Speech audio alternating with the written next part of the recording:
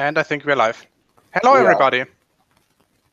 So I've got a few guys here, and for those who didn't hear it yet, Anthony Reilly is back on YouTube.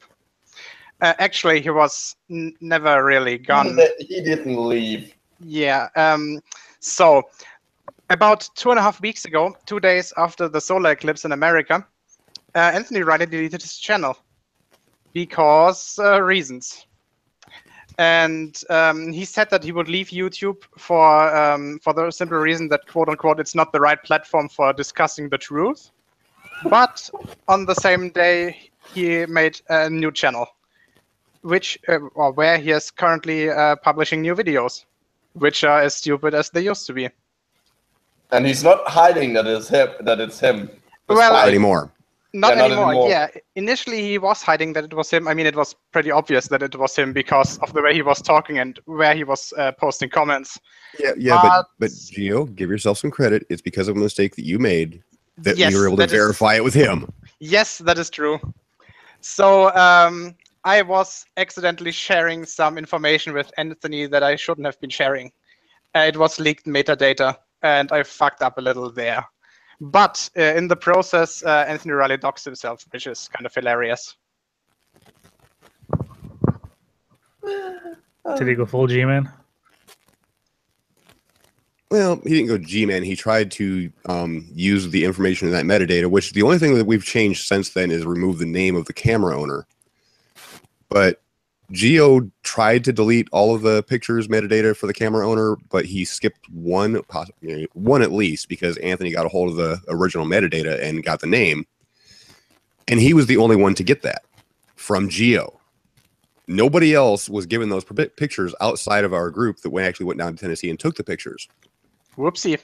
So since Anthony knew the name and he was the only one that got those pictures from Gio, he doxed himself by trying to spread that name around.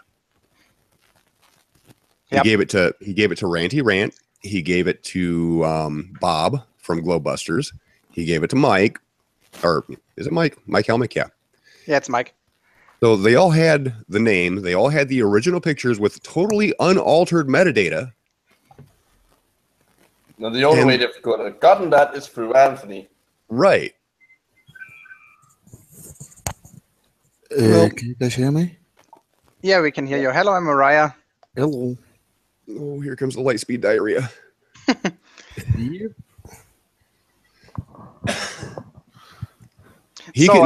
Somebody in chat, Everett Anderson, Liley still denies he has the pictures. The only way he could have gotten that name is from those pictures.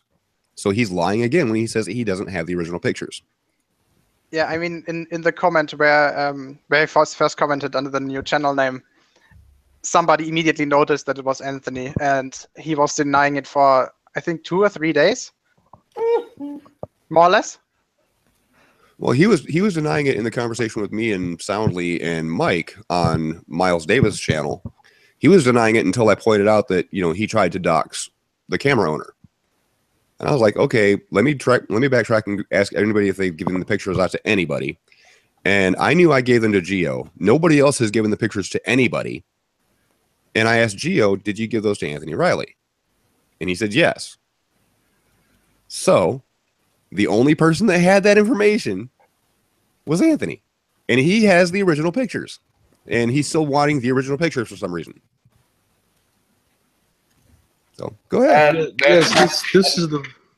And just to be to end that little story, Anthony's picture is now on the background on the video. There's no doubt that is him. It's him. Yeah, he already changed his channel profile picture. It's a photo of him with his car and a few dogs now.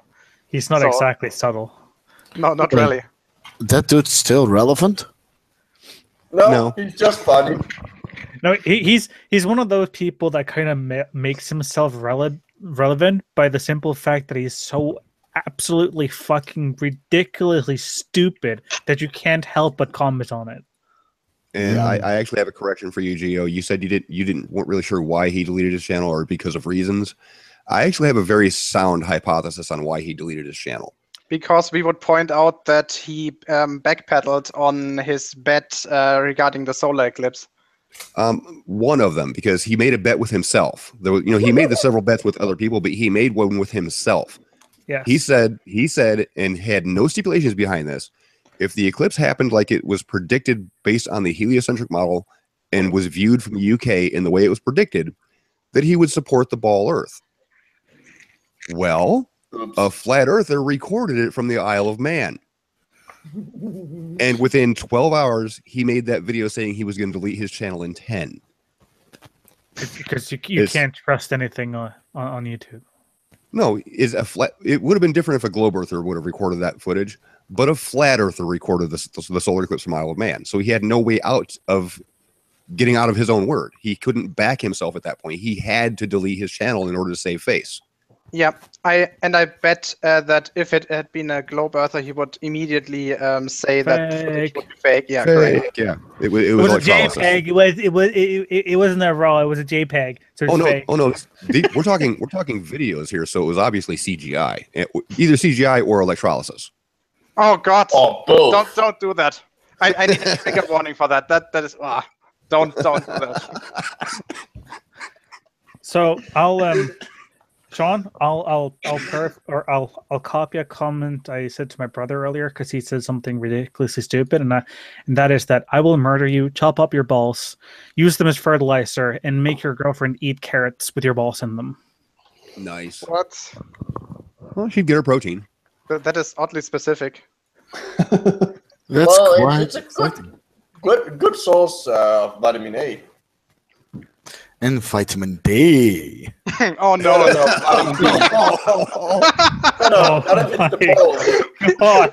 That has to be the joke of the day. Okay, Wow. everyone, just don't do any dick jokes because this just won the dick joke contest. Dick jokes are off the table. They're off the table. It was balls, not thick. It doesn't make any sense. Well, personally, And like you to table, there's not a problem of stepping on them. So,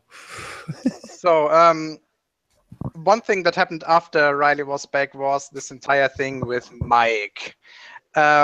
He's still claiming that Soundly's footage from the eclipse is fake.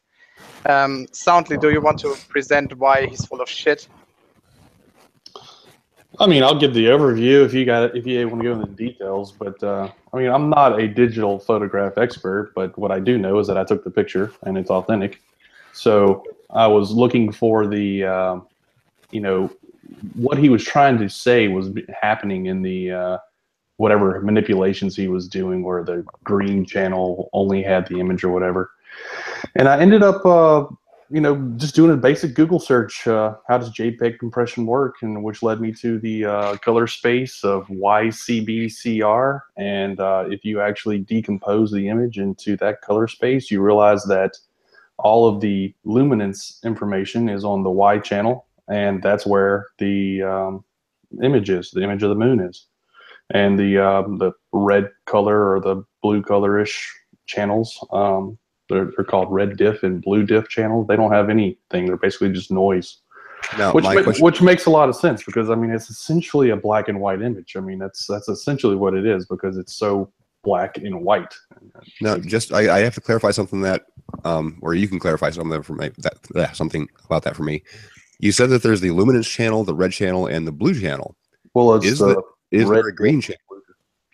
Yeah, the way this red and blue channel works is you have one channel that is responsible for red and green, and another one that is responsible for blue and yellow. So if let's say the value goes from 1 to 0, right?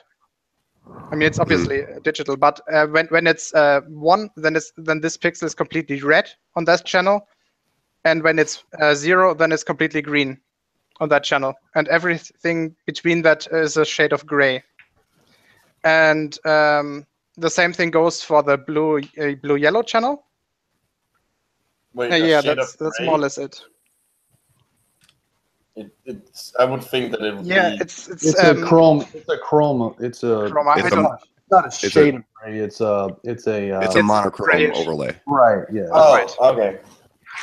So fades if you're from red curious, to green. the Wikipedia really describes it really well, the different channels. So it's basically like 256 shades of red, 256 shades of green, on the one channel, 256 shades of blue, and 256 shades of yellow on the other channel. Yes.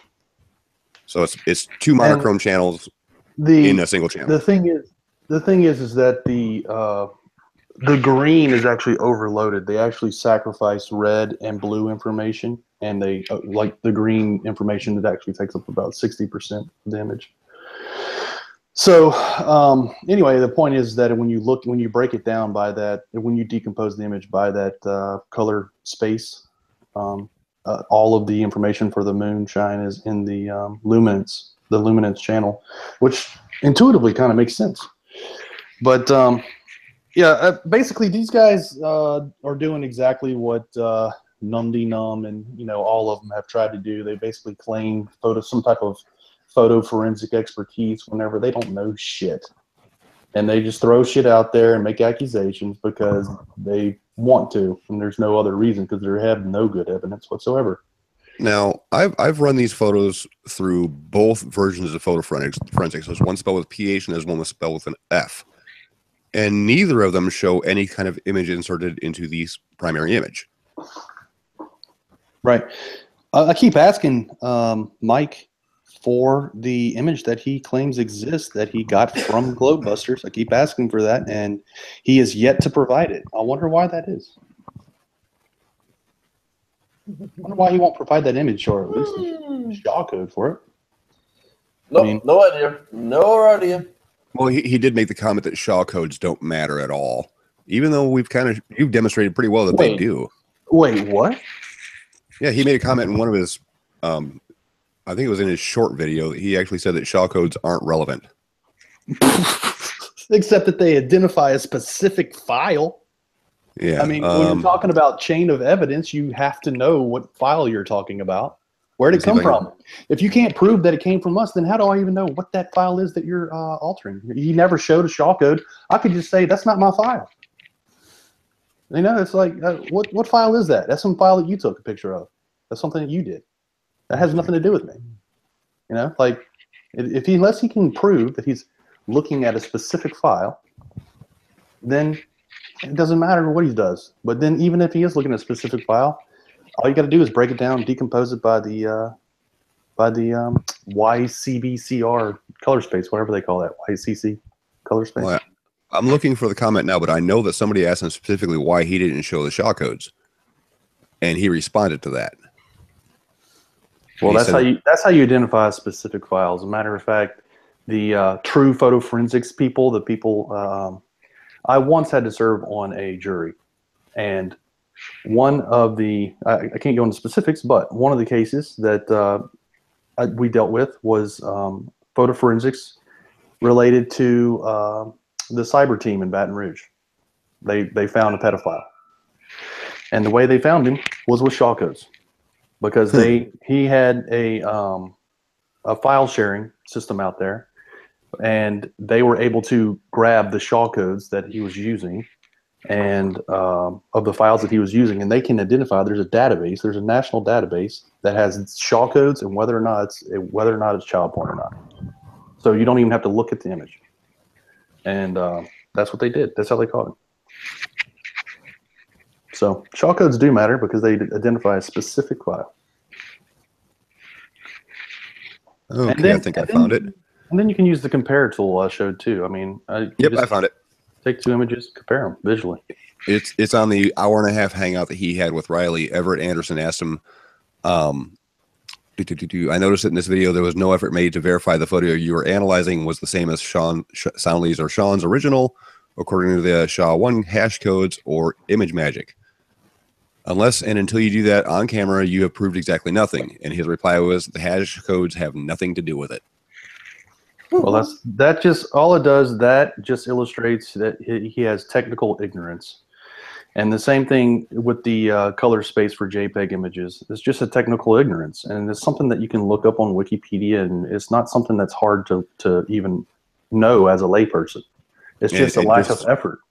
Just to continue on with his comment, he later goes on saying that the XF data was tampered with, even on their zipped files, Google Drive, so all bets are off. Anyway, Again, we talked about this before the Hangout went live. They have the original unaltered files all because Anthony knew the camera owner's name, and the only way he could get those is because, or did we talk about them when we were live? Yeah, we did. Okay, Yep. so you guys know Geo accidentally gave them the original files, or at least one or two of them. I'm not sure how many you actually fixed before you sent them all off. I think I had fixed them all, but one must have slipped. Okay, but even if one slipped, they can check that image because it has nothing altered on it. The name hasn't been removed, which is why they were trying to dox somebody. So they've got the original files. They've got nothing to complain about. They know that when they compare that file to the ones that are in my RAR file, that they match. Odds are the rest of them match as well. Yeah, so they keep making claims. Now we got Mike throwing Anthony under the bus, and he's also making excuses for Bob. And all I got to say is, as far as the Glowbusters are concerned, they've done a good job of buffering themselves. They have plausible deniability. They can say it's all Anthony's fault or all their fault. And whenever they were talking about making phony photos, they could even say, well, yeah, we were just doing it to see if it was possible. I've thought about this all different ways. The Glowbusters have tried to buffer themselves from this whole thing. But all I got to say is they have used Mike as their surrogate. So Mike was talking on behalf of them.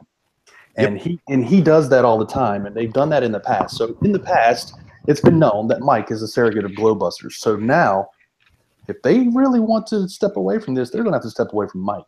So I'll be interested to see how that happens. I had actually invited Mike to join to defend his bullshit, but guess what? No answer. It was relatively short before the hangout, like 3 hours ago, so he probably hasn't seen it. But if he has, then he's a coward and doesn't want to join. Well, I won't go with that because, I didn't give any kind of notice on my hangout the other day when I was calling out Anthony. And he was right in the chat, so he probably is here right now. Yeah, probably. Hey, Anthony. Chat, yeah.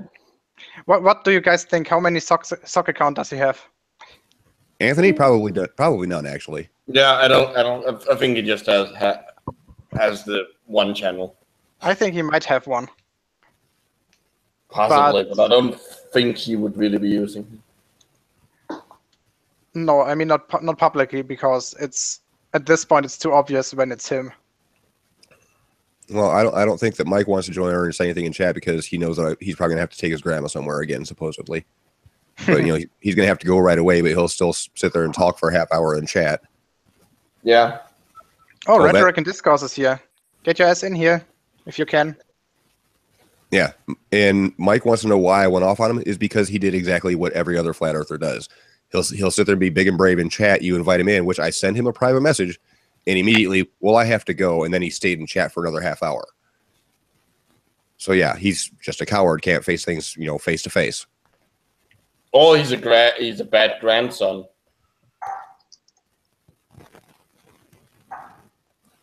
I mean, we can let him choose. You can either be a lying coward or a bad grandson. Why bad grandson? Because he had to go right away, but he stayed in the chat for another half hour. Oh, right. So he's either a coward or a bad grandson. He can choose. I think I'd rather be a coward. Yeah, I think so too. Yeah.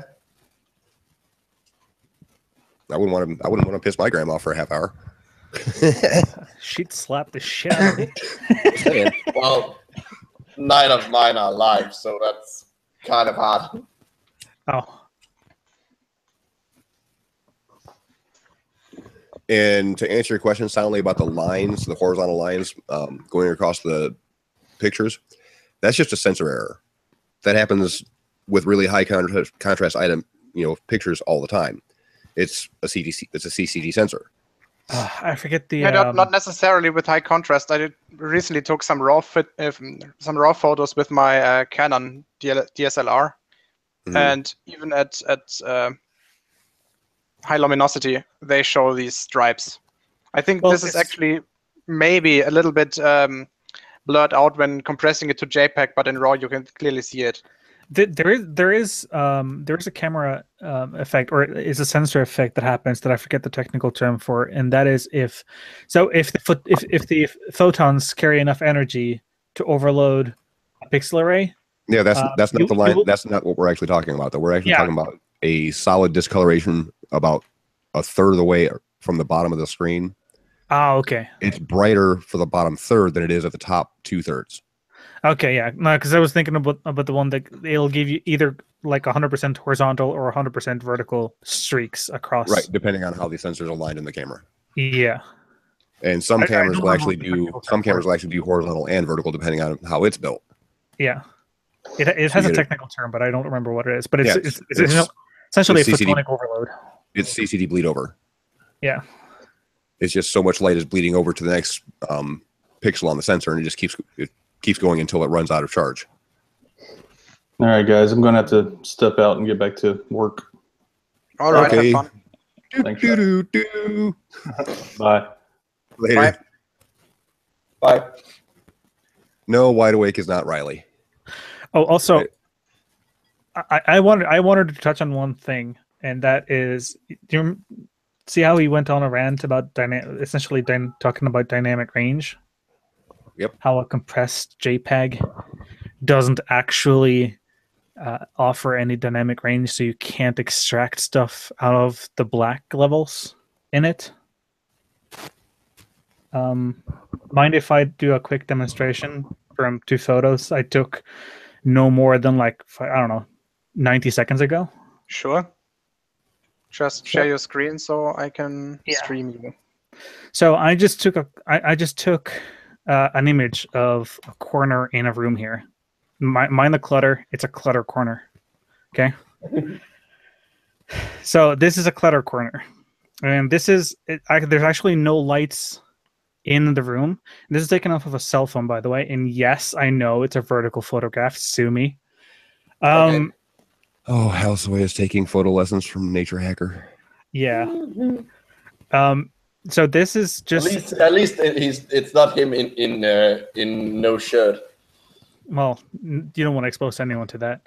So this is just from the flash of the phone itself, right? So you get decent details. Like I can zoom in and shit and see that even the text is somewhat sharp, right? And this is just the camera flash on the phone. This is a phone, people, not a DSLR.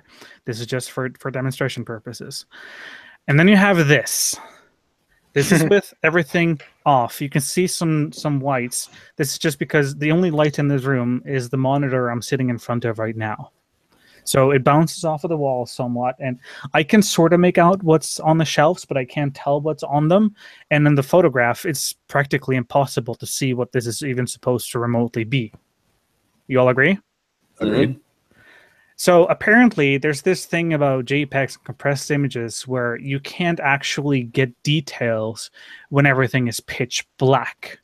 And if you look over on the right-hand side, you can see that all the levels are, they haven't been touched. Yeah. Right? Nothing has been touched here. If anyone knows Lightroom, this is the default value. So if I click one button because I did some changes, that's how much detail without, like, this is about maybe 8 seconds of fiddling with sliders just to see what I can pull out, right? And yes, I can't tell that that's a Captain Morgan rum bottle or there's a Coke bottle or... But we can tell that there's something there, and we can sort of tell that there's a shelf. Yeah, and you can tell that, like, if I were to tell you that this poster is of something that flies, you might be able to figure out that it's a jet. You won't be able to identify, unless you're some hardcore airplaner, you won't be able to point out that it's an F-14. You can here, right? But the point is, it doesn't matter, even if the image is, to your perception, a baseline level, completely pitch black, that doesn't mean you can't bring out details from it just because it's a JPEG. Yes, if it's a raw image, chances are you have a more dynamic range to work with. That doesn't mean that you cannot actually get earthshine from the dark parts of the image just because it's a JPEG and not a RAW. Well, can you do me a favor? I am not familiar with that program at all, but can it decompile the way that Soundly did and show the luminosity red and blue with a YBCR, whatever it is? you want to do just the color channels? Well, no, he actually decompiled the JPEG into the YBCR color scheme. Oh, I can okay. do that as well if you want. I know how to do it in my program, and the function would be roughly identical. Yeah, you go ahead and do it. All right, so Just be a second source. I just want to see what kind of effects we get in the luminosity channel compared to the red and the blue. so you should be able to see my screen now, right? Yes. So I'm not using Lightroom, I'm using GIMP. So this is the original image that I was sent by Soundly. Well, I was wanting you to do that on Househoy's little desktop picture. Oh, I can send them. On yours, I thought on mine. Yeah, sure. I wanted to see the comparison. I can just send you the picture so you can do it on mine. Sure. Just so I don't mess with them and edit them in any way. Yeah, because Gio, you saw Soundly's little demo on the whole YBCR thingy or whatever it is. Yeah, correct, but I knew how it was done beforehand. Yeah, I want to do that on Househoy's unlit room picture and see what it pops up with on all the channels. All right, yeah, he also just sent me this thing, yeah, the photo via Skype. Skype on, oh wait, there we go. Skype is minimized for some reason. There we go. Here, sending both. It's just I don't mimicry. care if any metadata gets lost. It's just mimicry based on your favorite anatomy part. You know, minimized. Shout out to Rhetoric. I thought we weren't supposed to make dick jokes. Well, if it's that small, it's not really a dick joke, is it? Oh no, it has my GPS coordinates on it. No, don't dox me.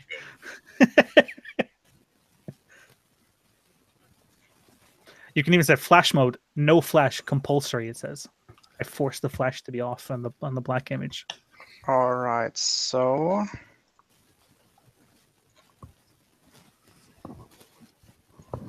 let's start with the black one, okay?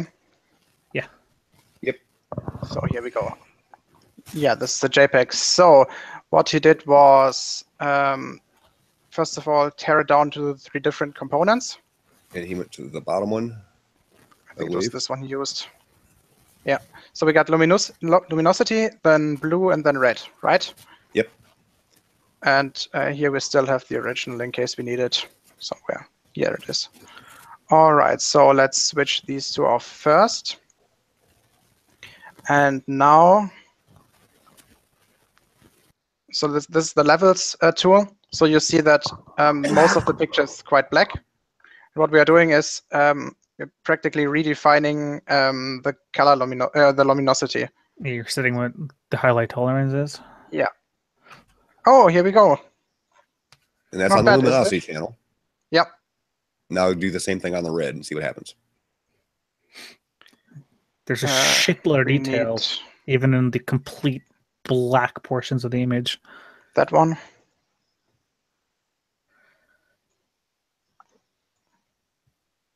Looky there.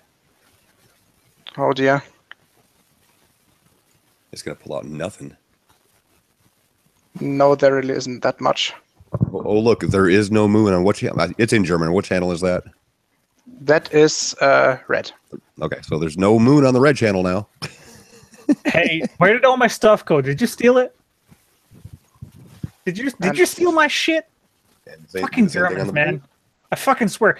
Germans keep messing with our shit all over again. First they steal your heavy water, and now this. Yeah, I know, right? All right. Let's go to blue. Yeah, so we have some blue detail in there, but it's really not that much. It's an Atari background. I think the Atari had way better graphics than this. Okay, it's a shitty Atari background. Hey, don't fucking. My graphics are amazing, okay? So, in contrast, what Mike was doing. The problem here is contrast. Let me demonstrate that as well. So what he was doing, he was decomposing the image into RGB channels. So if you go to RGB, you get 3 different channels for red, green, and blue. Let's do this for red first.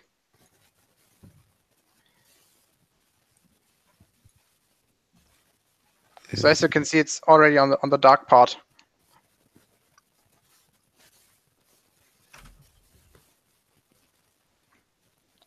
Here we go for red. Ooh. That's not so bad, actually. It looks pretty. It's all this. And I'm willing to forecast that you'll probably get similar results on the green and the blue.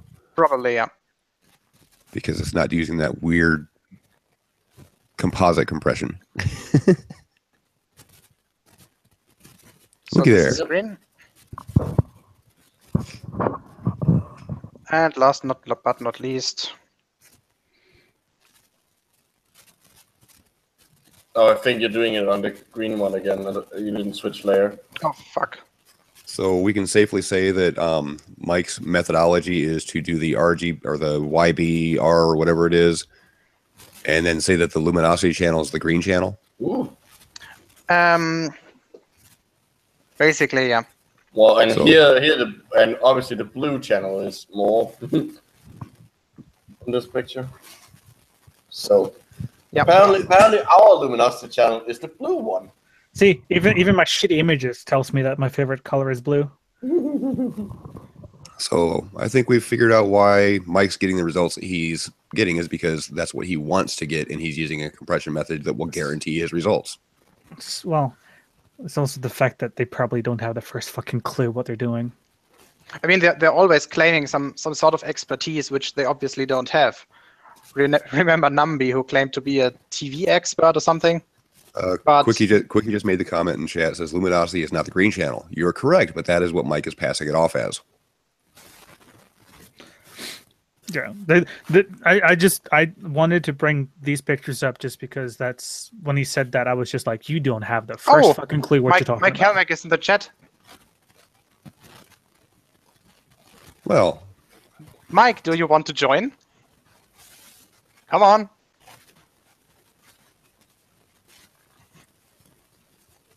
well, first let's see if it's actually him, because there was a fake Reilly in there a bit ago. Yeah. Oh, there was a fake Reilly. I like these. Yeah, So this very well could be the fake. Nope, that's the actual Mike. The reason we get no pixel variation in two of them is because they're practically the same. The others have a box pasted in. Yeah, that's what your claim is, but we've already figured out what's causing that, and it's just a sensor issue. So, Mike, It do you want to happens. join? Come on. Oh, I still say that I've discovered Nibiru on your images. Are you talking about the little gray spot on this in the right side? Yeah, that's totally Nibiru, dude. That's don't- identical on every single frame, including the ones I have the filter on. Ignore the fact that it's on the exact same position on the frame, regardless of how it is in relation to the moon and the sun. Okay. It's That's Nibiru. how the mirror works. Yeah, it is where I tell you it is. No, it's not a sensor issue. It's where your moon texture ends. Oh, moon okay. texture. Okay. Shit. The plot thickens. The moon plot. Also, Who took Who the took the pictures? pictures? Did you check the Somebody- identity? Mike, somebody there was who a was group there of with 10 us. people or so checking the pictures. We Also, you were can all clearly there see the dome together. And since you this is already the know, dome. and you already know who the camera owner is because you have the original files to begin with, which is why you were wondering why you keep complaining about not having the original unaltered metadata, which you have. You know, there's really not a point to your question there. Oh, wonder Anthony if- is here as well. I wonder if that's the real one. That's probably the real one. Yeah, it is. Yeah, it is. Apply the The technique to the files on the Google Drive. Yeah.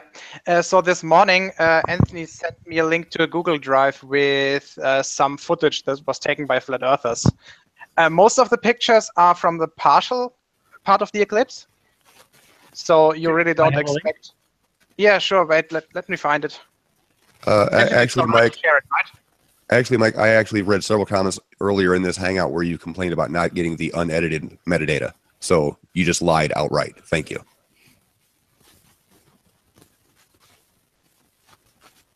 So I need to scroll through this chat. It takes a while. This should be it. And for those who who weren't paying attention in chat, Mike says he never complained about the metadata being original. Well, the Google Drive we got our images from, not that Google Drive. Is referring to the images Soundly took? I'm not sure. I'll just ask him via Skype. I mean, you kind of already asked him by saying that. Yeah, but I can make it more precise by just sending him the link again. Hmm.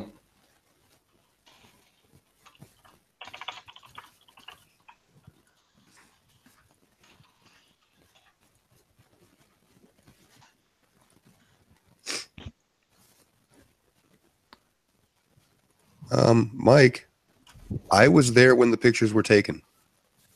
I actually have to share this live chat.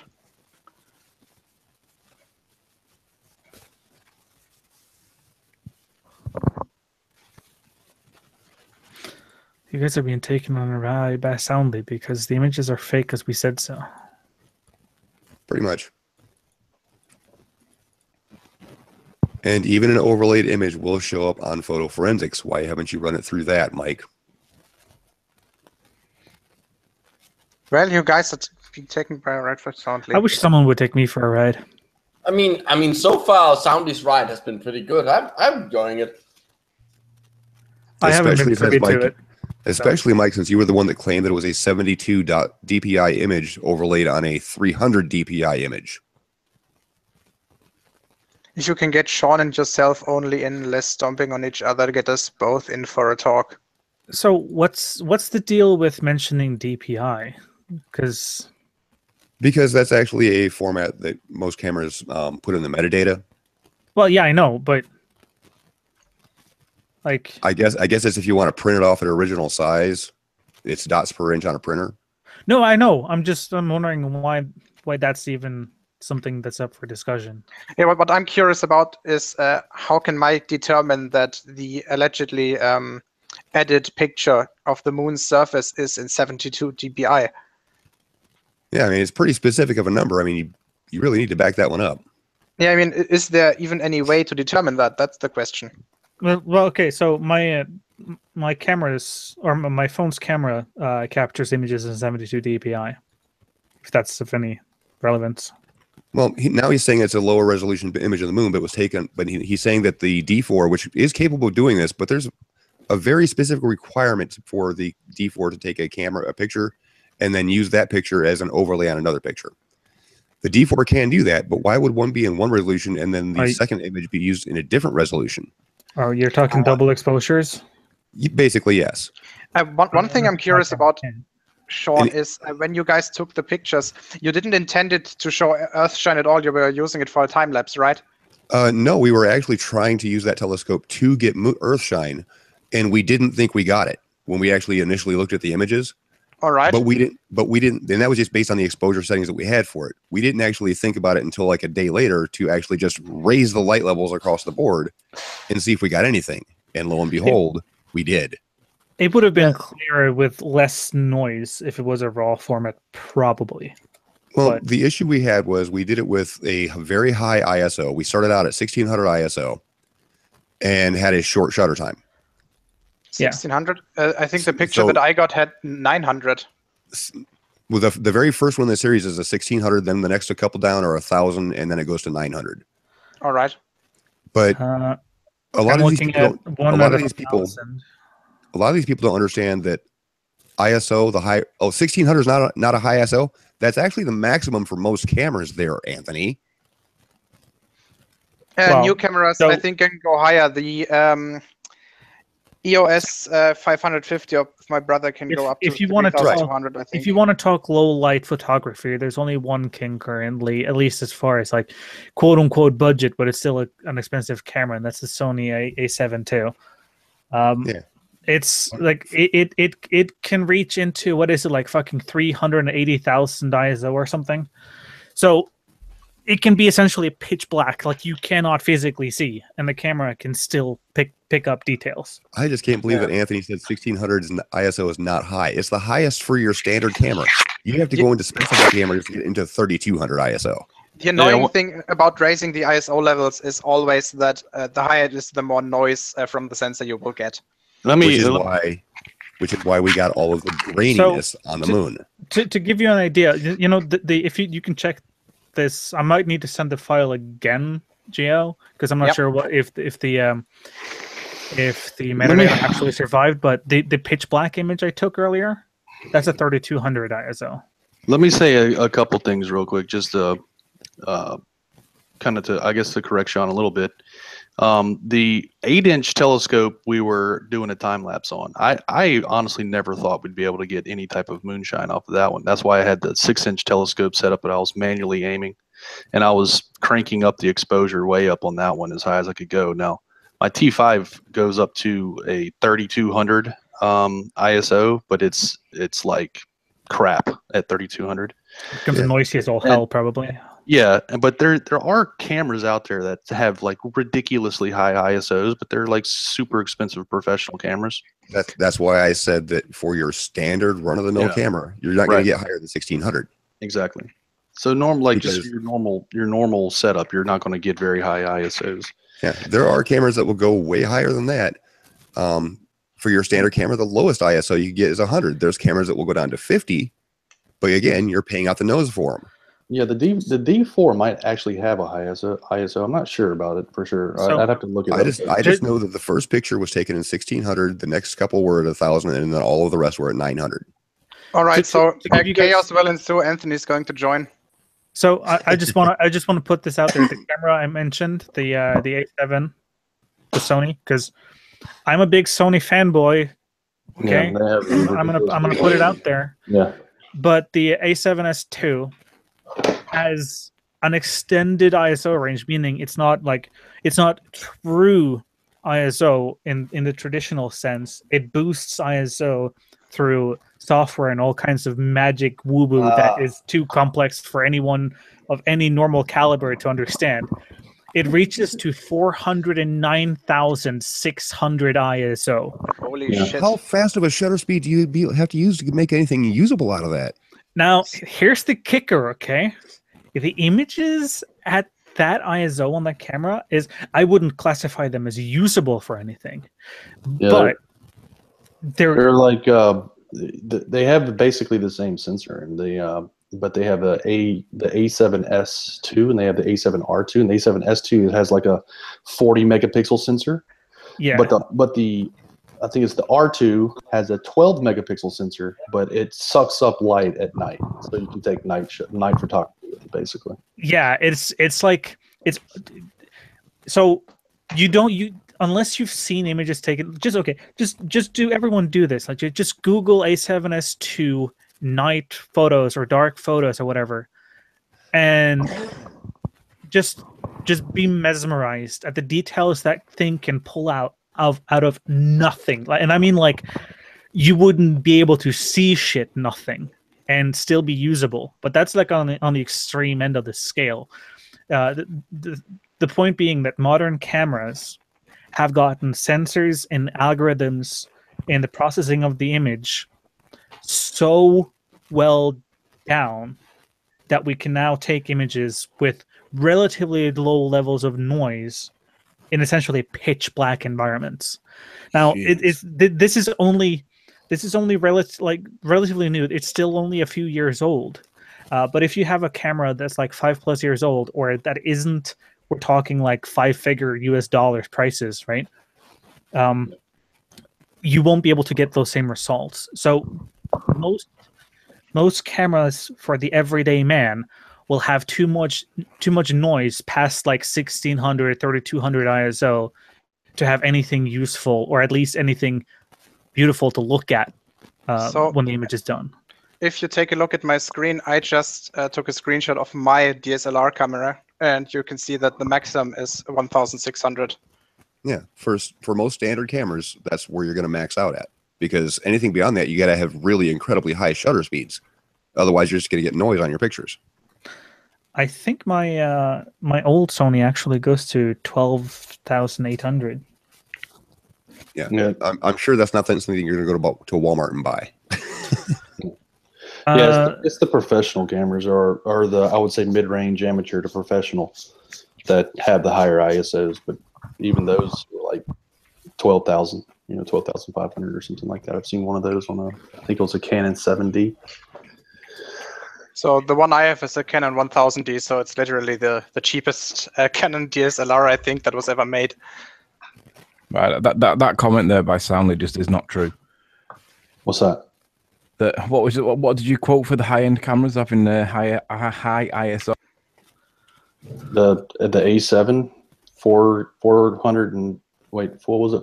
409,600, something like that. It's way up there. They said.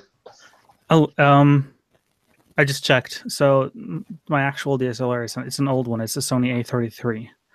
That goes to 12,800. But that's something that was considered essentially a top range, like not professional grade, but like one of the top range prosumer DSLRs when it launched. What was the value that was set for a high-end camera for ISO settings? The AS7 is 400,000 and something. Yeah, 409,000 ISO. Well, How high do you want to go? I've got the P900 at 6400. The P900 isn't a high-end camera. No, I know. I'm just using it as a scale. I've got the D500 in my hand, and it's just timed out. Give me a sec while I get it back on. Menu. Just bear with me while I get it back on because it just timed out. ISO sensitivity goes right up to 51,200. So, I mean, I think Sean cited 1,600 for ISO settings to be like the standard. I don't think that's even close to what they are these days. Maybe on something 4, 5, 6 years old, but that's terrible these days. I mean, that's just not accurate at all. Now, is Mike coming in? Have you given Mike a link? No, I haven't. I don't have any contact information from him. Do you mind if I pass him the link? Sure. So, no, I don't mind. Do it.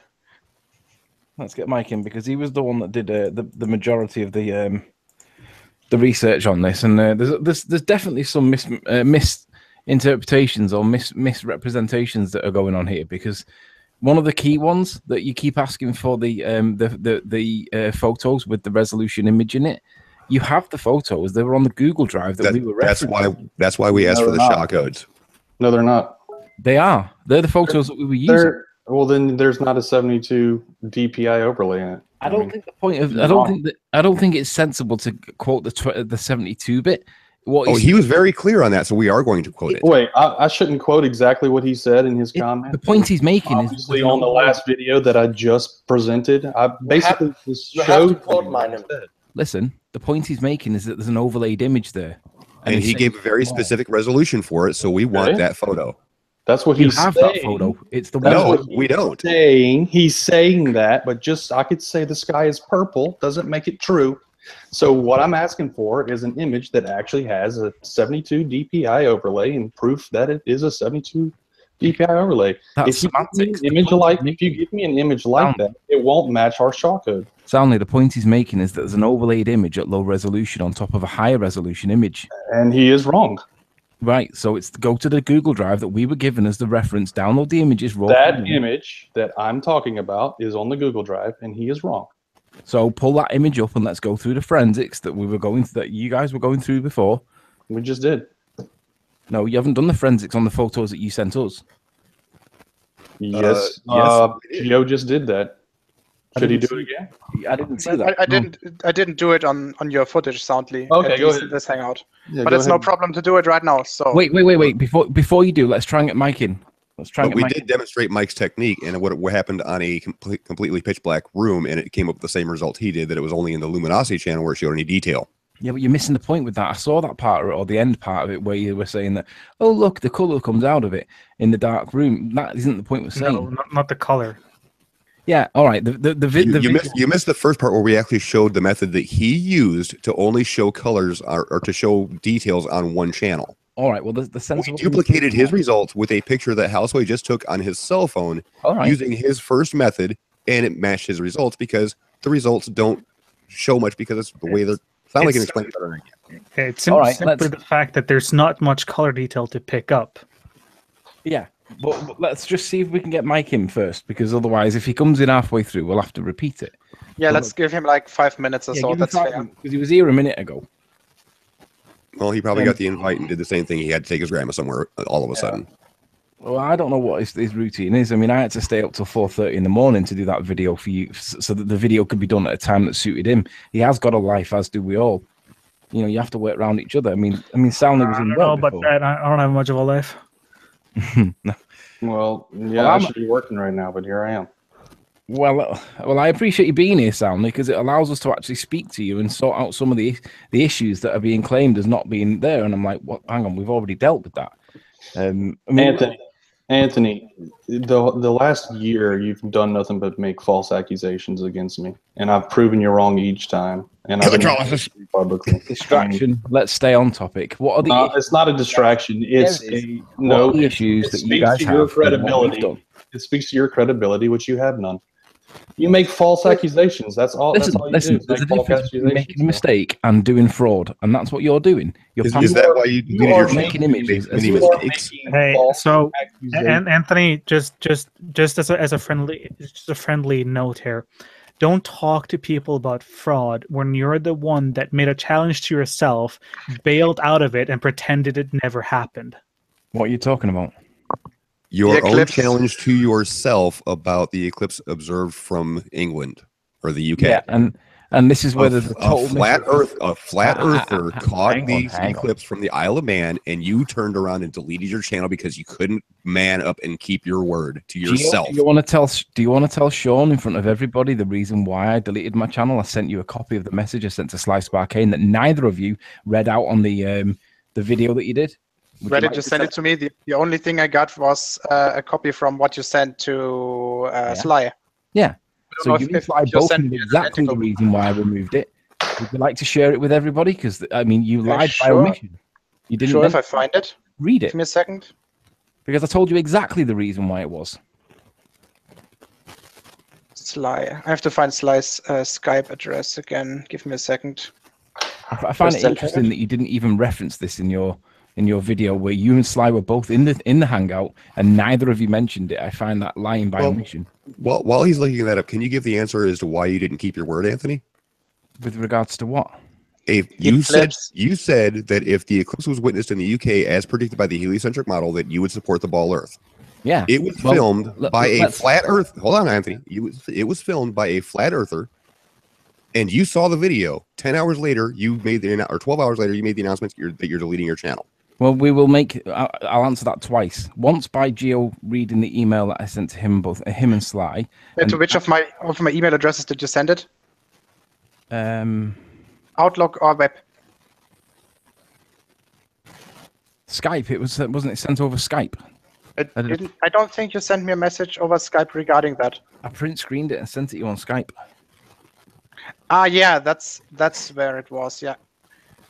Can you maybe send that to me again? It's like 2 weeks or so ago. I can't send it again. The channel doesn't exist anymore. But didn't you save a screenshot? No, I just copied it and then sent it straight to you. But whilst you're looking, and I'll try and look for it as well. The second part of the answer is let's just reconsider what the heliocentric version of the eclipse is. Oh, let's not, dude. No, seriously, let's do it. This is the reason why. We're sick and tired of your freaking Anthony, words. If you want me to draw another 2-scale model, I'll surely do that. But let me do the 20 minutes of scrolling first. I'm doing the 20 minutes of scrolling too. The heliocentric model says that the moon passes in front of the sun to cause the eclipse. Yes. There is no evidence that happened. You guys claim the moon went in front of the sun. Yeah. Other than the fact that it happened exactly as predicted 500 years ago. Yeah, and we have photographic evidence, and there's photographic evidence all over the internet. I mean, I'm not disputing that there was the way that the shadow worked on with regards to the blocking of the sun. Whatever happened with the sun was accurate. I agree. However, there is no evidence that the moon passed in front. That was not your bet. No. Looking on Google, except for the overwhelming reams of photographic evidence on Sky and Telescope. Yeah, but listen, Stanley, if you got anything to do with those evidences, it's not likely that they're going to be genuine. Let's be honest. Now I get to claim Sky and Telescope magazine is mine. Nobody else has got it. Also, nobody else has it. I own, guys, you've heard it straight from the horse's mouth. I own all evidence of Earthshine on the internet. I think I found it. I appreciate that. Okay, so can I get some of the millions from the royalties? Yeah. Geo, do you want to read the point, the relevant point? Don't read all of it. Just read the Actually, important I'll bit. just screen share it. Sure.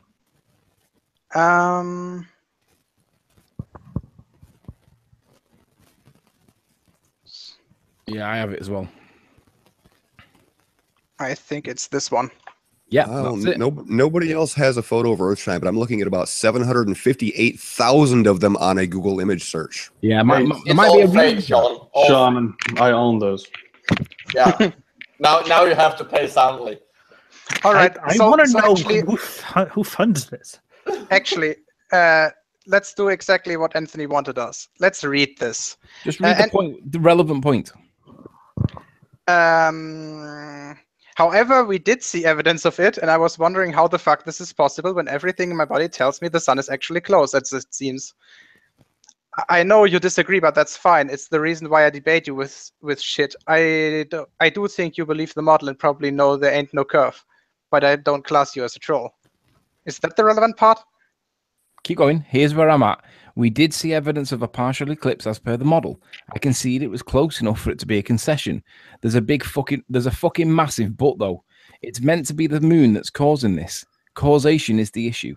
I really want you to accept an email with some photos I want you to try and prove is actually the moon in the picture. The above link has analysed some of the clearer pictures, and as you know, mine was for fog scene. I had zero visibility. I want you to prove causation. I want you to prove it was actually the moon with non-news kind of pictures taken by real people with good visibility of eclipse, which we've shitloads of evidence of. I'm glad they're not mine. They're from a few different P900s. Mike Helmick, the link above, has tried to prove the moon is a thing that's blocking the light, but he's come to the conclusion that there is nothing between the sun and us, implying the sun was blocked internally or somewhere else completely. This is not a challenge. It's simply about the facts. I accept the sun has to be distant if this was the moon causing the blackout, but we do not see any evidence of the moon. Can you give me an email address and I'll send you some photos to play with? It does not appear to be the moon causing this. On current photo enhancement techniques, not a single one has found any evidence of a celestial body causing this blackout. I don't know what I think at this point, other than the moon needs to be proven to be there, and on the evidences that have not come forward from news or government type places, real people. Would you try and prove that it was the moon? Anthony? Yeah. Can I just point out that the news and government are also run by real people. They're not fake people. Well, I'll just point out again, Anthony, do a Google search or Bing search, whatever search engine you use, Earthshine eclipse. Sure. That's all you need to do. I can go do a Google search for Santa, unicorns, 2 planes hitting 3 buildings and causing them to collapse. That does not make it true. But you're asking for photos of Earthshine from real people, and these real people have put these on the web. Yeah, and we've Pictures. We've been through at least 60 and found no. Listen, we found artifacts that belong to the sun where the moon is meant to be. How is that? During Earthshine? Yes. No, you haven't. You overexpose some image and you see weird stuff after you overexpose it, and you're claiming to see the sun when there's a big chunk of sun missing. It's retarded. Listen, we saw artifacts from the sun where the moon is meant to be. Okay, Anthony, here. This is very easy. Okay, you can produce whatever image you want. It can be a screenshot of your desktop. I can overexpose it and blow it to all hells and proportions and do color overlays on it and everything. Great. And I'll give you artifacts from a screenshot from your desktop. Let's do that. Geo, does that mean your desk doesn't exist if you can do that? Right, stop speaking over me. Let's get this issue dealt with. Geo, pass him one of the files that I gave to you in the Google Drive. Everybody knows it's ridiculous, and he knows it's ridiculous. Let's test it then, soundly. Let's see what happens. So, Anthony, is it okay if I share the entire Google? No, just drag and drop it. No, because it's not my drive. So just drag and drop an image, any image that's got a partial or whatever. Just pick any of the images. There's your key right there, Anthony. You're looking for partial eclipses. We're talking about totality is the only time you can see Earthshine anyway. And to be fair, Sean, he has some totality pictures. Listen.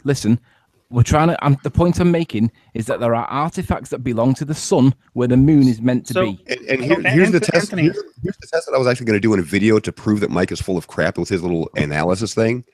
If you get a single source of light, like a headlight, put it way down the road, about halfway between you and the light. You have somebody stand where half of that light is blocked. you will see the exact same artifacts from the headlight that you are seeing in your partial eclipse pictures because of glare.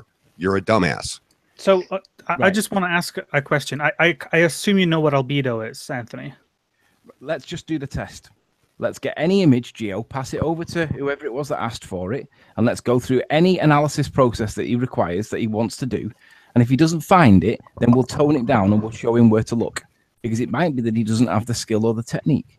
Now let's do it. Pass him any of the files. All right, so also I'm going to send you 2 files, all right? One is from a partial eclipse and the other one is from the totality phase. So pick the partial one, because the lighting is harder to extract the information from. So this is the partial one. Oh, you should maybe check for metadata first. Sure. Check the metadata. Go do whatever you want with it. Yeah, no, I don't want to dox any more people. All right, well, in that case, don't check the metadata. Just pass it and let's see what comes up. The metadata is okay. There's no names or anything in there. So, Gio, just for the other people, how many files are in that folder? Would you say maybe 50, 60? 1, 2, 3, 4, 5, 6, 7, 8 times 15. I think it's about 100. So these are from many people all across the world, all with different cameras, different settings, different circumstances. Okay, none of them are consistent in terms of. But Anthony, stop. The pictures from the totality phase seem to be all from the same person. If you give me an a file name, I could find out exactly who did it, where it was from, when it was taken. Well, I mean, you could probably find it yourself by doing a bit of forensics, but the point I'm making is that we can extract information from there that are artifacts that belong to the sun, and that is impossible if there is the moon blocking it. So even if you think that you're seeing earth shine on the moon, that's impossible if we see artifacts that belong to the sun, because the moon should be blocking it. What is an artifact from the sun? Yeah, how do you know it's from the sun? First of all, define what an artifact is. Hold on, can I take a step back real quick? Anthony said you got to do a bit of forensics to figure out who made the file. You don't have to do forensics. You're using words like that to be, oh, you got to do a forensics. Dude, it's just EXIF data that anybody can look at on the computer. I mean, why are you throwing words around like that? It's not forensics. It's like reading a file. It's like opening up a file and reading it. Irrelevant point. No, it's not an irrelevant point. That's the type of bullshit that you do all the time. No, it's that type of bullshit to try and sound impressive. Do the test. Let's do the test. I mean, is he going to share screen so we can see what he's doing? Just give me a second. I have to share him. So, Helsa, did you receive the files? I sent you 3 pictures.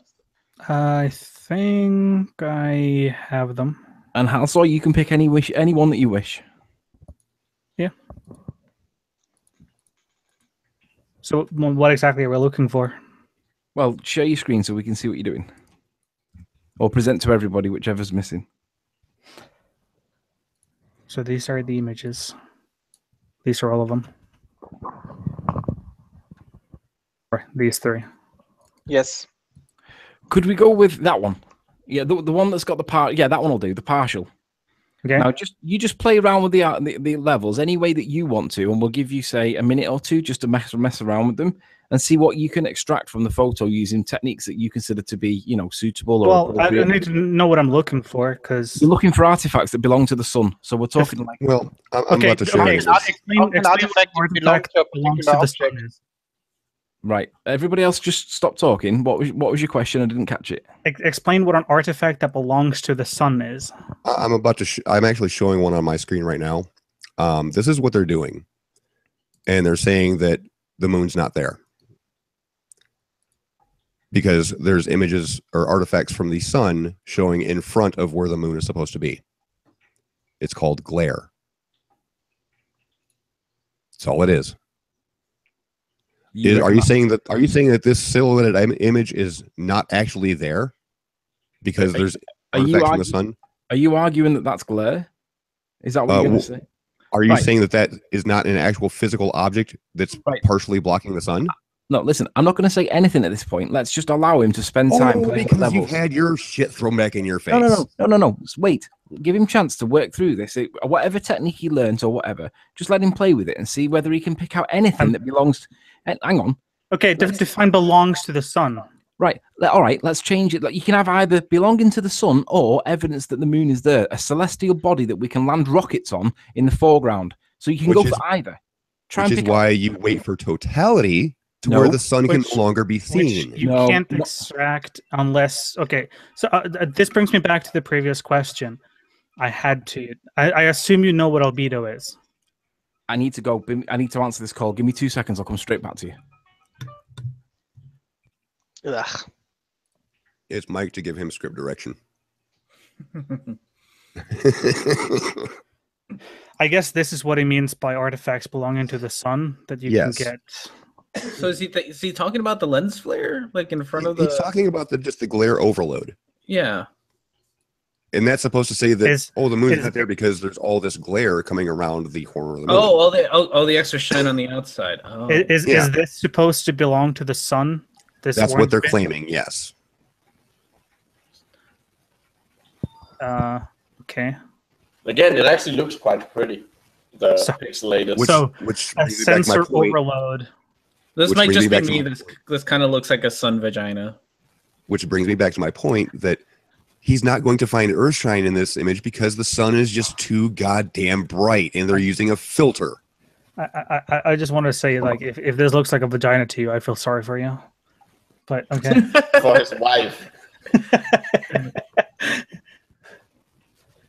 No, so I really want to know if he knows what albedo is, because that actually plays a significant part in all of this, because there's 2 albedo levels that perfectly explain this, and that's about 30% and about 11 to 13%. And if anyone knows what I'm referring to, then you'll know why you can't actually get moon details out of this image. Right, there you go. Stop. I've just got back now. I've missed what you were just saying. Do you agree that there's no rock in front of the sun that's stopping us from seeing? Well, no. Really? No. So Anthony, I'm going to let me ask you the question I asked previously. Do you know what albedo is? Do I know what albedo is? You know about the light that's reflected back into space off Earth? Is that what you're yes. I assumed you know what albedo is. So okay, so we're right to assume. But thank you for asking. Okay, so do you know what the albedo level of the moon and the Earth is? No. Okay, so the Earth on average has, it depends what values you go by and how much cloud cover and how much ice and whatever, but say roughly 30 to 32%, or 0.3 albedo. Okay, you know, and you don't know the moon, and the moon is about 0.11 to 0.13. Okay, so if you take 30% of the sunlight, bounce back to something that reflects 11 to 13% out of 30%, and you put it next to something that is 100% brightness, how much would you expect to see? This is total distraction because it's really relevant. It is relevant, but it's distraction from the evidence presented. It is a direct answer to you, Anthony, on why you can't see the moon here. So why is it we're seeing fields from the sun where there should be what you're talking about? Okay, so what are fields from the sun? You see them on screen right now. You mean these ring thingies that are supposedly there where the moon is? This is just one way of representing the same imagery, but you can get this many ways. But this particular way is chosen. We're seeing artifacts that clearly belong to the sun, and you can see it belongs to the sun because it changes its shape as it goes round where the sun is missing. So you have a misunderstanding. No, don't patronize. Anthony, no, this is not patronizing. This is an objective statement. No, it isn't. Okay, if you look at this image, right, you would agree that the center mark is actually like the sun is off center in this image. Fine. Right? Okay. Agreed. Okay. Now, if you look on the right-hand side of the sun compared to the left-hand side of the sun, what sticks out to you? It gets narrower because the sunlight is being missed. And why would that be?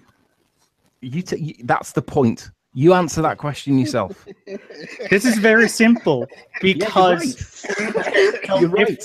If the sun disk is 100% of the light source, and if it was uniform unobstructed, you would see an even layer distributed relatively even all the way around the sun, depending on how the sensor captured the light.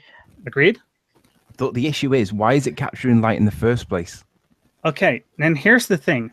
This is an unaltered image, or I mean, an altered image in software where we're trying to extract as much data as possible where there are next to no data.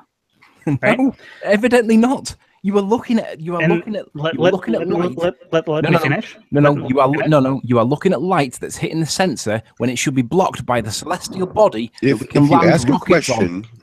you ask a question, let somebody answer it. Exactly. Okay, so when you blow out the exposure, right, on an image in software, you increase the light levels uniformly. Or if you use something like a brush tool or a clip tool, a marking tool, or whatever, you're restricting it to that specific area, right? So when I'm trying to draw out as much information from the blacks of this as possible, some of the highlights from the center where the sun is will bleed into the dark. Agreed. However, there's a rock in the way. Okay, so you're agreeing with the fact that me pulling out highlights will bleed over to the darks, yet you don't understand why there's an almost egg-shaped portion to the right compared to a near perfect circle on the left? I understand why there's an egg-shaped proportion to the right. Because there's nothing there to obscure the light. If that circle that you've drawn in, if you were to color it black, that's what you would expect if there was a moon there. There is no moon there blocking the light. Not when you push the highlights to the extreme in an image like this. Because again, the highlight from the sun will bleed into the dark portions of the image. Microorganism? I'm sorry, I don't mean to be curt, but you are full of shit. If there was a rock there and that light source is 93 million miles away, if that light source is 93 million miles away and that moon is 240,000 miles away, that moon will block everything from getting to the sensor. If you can present my screen real quick, I think I can shut Anthony down real quick. This is something that happens in the camera, in the sensor, not it's in the way between the sun and I'm going to the step out because you guys will not accept any evidence to the contrary. It's because you're not listening. You're actually you're listening and agreeing, but saying the complete opposite, even though you left the room. If you can point to my screen real quick. Sure. Here is an example of what Anthony's trying to deny. I'm not looking at all the lens flares. I'm just looking at this little bit of glare right in front of the glove. Now, is that glove or whatever he's got around his neck not physically there now because it's showing an artifact from the sun behind it? I think it's a camera around his neck. I wonder how he thinks a pinhole camera works. I tried to explain that to him once, and he didn't seem to understand it. But by this same logic, that like if you make a pinhole camera out of like tinfoil and a cardboard box, the tinfoil would block out all of the sun. Because the tinfoil is smaller than the sun. I was actually planning on making a video for this specific topic because Mike likes to do this kind of analysis, in heavy air quotes, by using a headlight down the road and getting like a baseball and placing it between me and the light and kind of make an artificial eclipse and show the exact same kind of glare that his analysis shows, even though I can show that there is a physical object blocking half of the light. I bet you I could do it right now with. So I have one of those pocket lights that have I think it's called like a blue halo or blue focus ring or whatever. Like it makes it makes a light cone that essentially has no light bleed. It only makes like a solid spot on the wall. So the light is extremely focused. Like it's not a laser, obviously, but it's extremely focused in a cone. Thing. Yeah. And I'm willing to bet I could make something like that happen with like my finger and a flashlight in front of my phone. I know very well that you could. I mean, it's not hard to do. It's the most basic thing with light in work. Front of another. You know, light comes out in all directions, and if you got something that's a huge source of light and not just a single point light source, as long as you're getting, visibility on the actual light source, it's going to overbleed every direction, including on the opposite side of the object that's blocking it. Yep. And also, I like how he said that my albedo question was completely irrelevant Yeah, when because it's very relevant. because he doesn't understand that in order to actually catch any detail on the surface of the moon, the sensor must at least get so much light that the individual pixels that are catching detail are not completely black. Yeah. And he doesn't seem to understand that this isn't possible when it's so close to a bright object.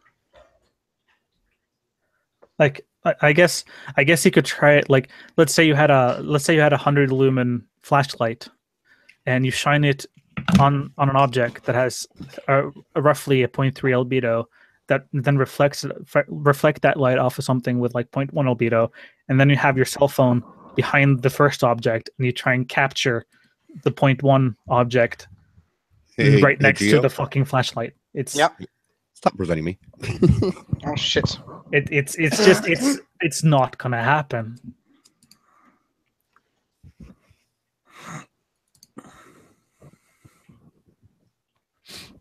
I think, honestly, next to I think from people I've interacted with, next to Perschemo and Pissy Pete, he's probably the person that is least willing to accept anything, even though he actually agrees with it. Yeah, he agreed every step of the way until he realized that he was backing himself into a corner. Mm-hmm. And the thing is, I'm not even remotely an expert, and I understand this. Well, at least I think I do. Yes, Everett, Riley, or I'm sorry, Liley rage quit. I got a message from Anthony. Do you want me to read it? It's hilarious. Oh, go ahead. If you set this up with just Sean soundly, me on mute, meaning me as in Geo, and just me, meaning Anthony, if Mike won't do it, I will do it again, but there's no point talking with so many people on the panel.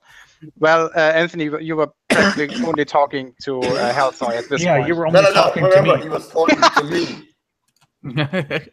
Yeah, he couldn't It's handle intimidating. Hellsoy by Like, shut up. himself, so. Hellsoy does. Things that were getting under his skin. I mean, to be completely honest, Hellsoy is like 5 of us. So yeah, since Anthony, my suggestion, since Hellsoy seems to be the photography nerd out of us, I suggest everybody except for you and him mute, and you two can have a discussion. I just want to say thanks for the compliment, but my penis is so small that I'm still -3. I'll mute right now. I wanted to say one thing. I didn't say anything, so I don't even count. And by the way, to the chat, first of all, Mike didn't show up again. Who would have thought? And there was another guy called Wild Awake who is calling us full of shit all the time. So if you have anything of substance to say, why don't you join? There's now one more space where you could fit in. I was going to point something out real quick. Dandy is kind of a photography nerd, and he was listening in, and he sent me something. He said it's called dynamic range and bit depth in digital SLRs, and he said that it's he's talking about the square shape. You mean the lines on the moon that Anthony thought were because of editing? Yeah, he said it looks like pattern noise from the CMOS. All right. Apparently, you can Google that. Try to invite Dandy. I think he's at work, but I think you can Google that, and there are examples of it. Oh, yeah, sent me something via Google Hangouts as well. It's also about CMOS pattern noise. Yeah.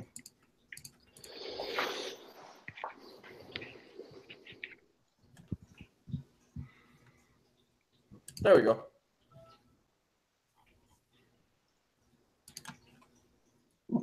There's Dandy. Yeah. Gio, one thing real quick that I just realized. Someone that actually knows something joined. Yep. Your avatar looks like a blow-up doll. It's supposed to look like these weird balloon animals that you can buy on fun fairs or something. Yeah, no, it looks like a blow-up doll, man. I'd write it. Just saying. Not enough holes yet. Hey, hey, Wait, no. Hey, that, hey. assumes it's a blow-up doll. see, it doesn't need holes. It's got a pokey bit. Yes. You can get male blow-up dolls.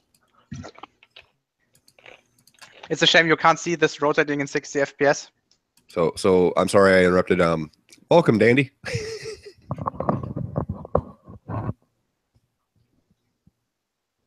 If you're trying to speak, we can't hear you. Robot Micro is bringing down the law right now. Oh.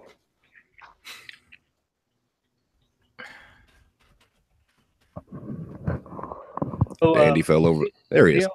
No?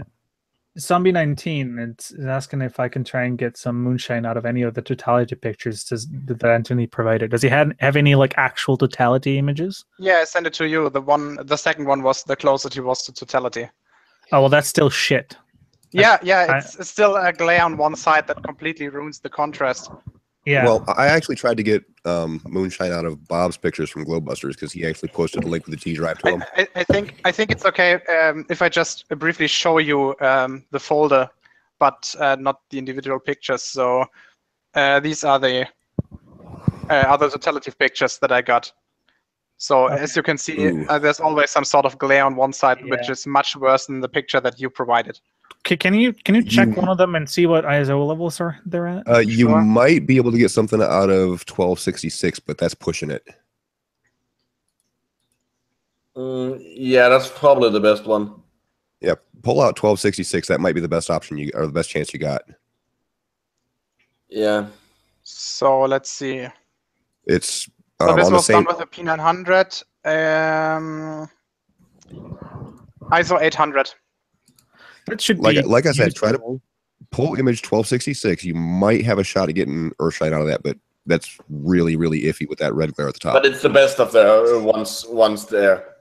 Yeah, it's the best out of the options that you have. Am I still a robot, by the way? Do you know what the exposure time on it is? 60th of a second. So okay, it's not bad. It's like it should have still details so if anyone are there to be salvaged.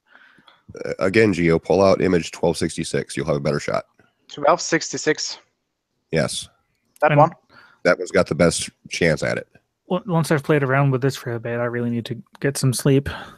I wasn't even supposed to be here, but...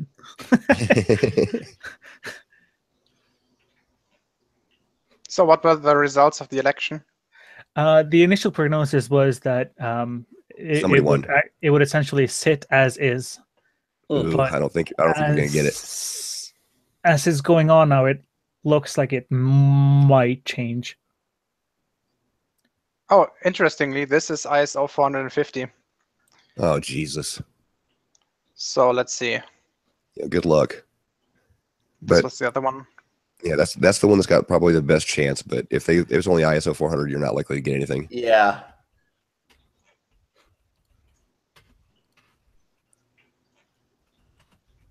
Nah. Lower that right one down a little bit, actually. Hold on. Keep going. Yeah, push it. Second. Yeah, push it. You might get some. Ah, come on. Doesn't register on the one side, so fuck it. The sun has now got purple hair. No, I don't think there's any in there.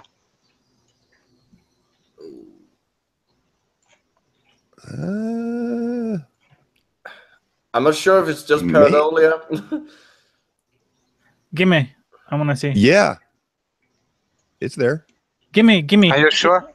It looks like it. I think Maybe my monitor is too crappy. I can see it. Yeah. I understood. Gimme. Yeah, I can see three Maria. Top center, top corner, and bottom left. So what you have to know, all my three monitors are TN panels, so they are crap. Hellsoil. Here we go. 1266 was right. Yeah, detail sucks, but there are three Maria visible. You mean I think it's a little brighter here, right? Yeah. It's very barely Maybe there. a little but it's here, but there. it's hard to determine.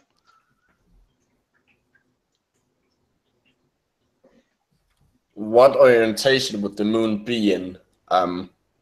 Shit. Twisted slightly to the right. Okay. Or tilted or twisted slightly clockwise. Actually, this was a JPEG. Yeah, perfect. Try to squeeze the black and grays together.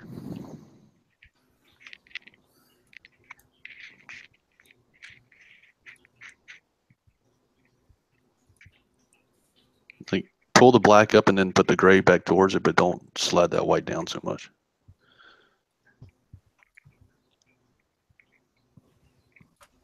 Maybe. Those are Maria. Yeah. One here, and one here. Yeah, maybe. He's got a very, very faint earth shine in that picture. And this is from Anthony? Was at least the stuff that Anthony linked to me. He didn't obviously shoot it himself, but it was the one that Anthony provided. Wow. Way to shoot yourself in the foot. So Yeah, so but I don't think he's gonna accept that. Are you able to see anything more? It's I very, think very faint, but I think you it's can there. still squeeze that gray and black together more. Try and do that. Try and play with it down there. Stop presenting Houseway. Yeah, stop presenting me. I'm not screen sharing.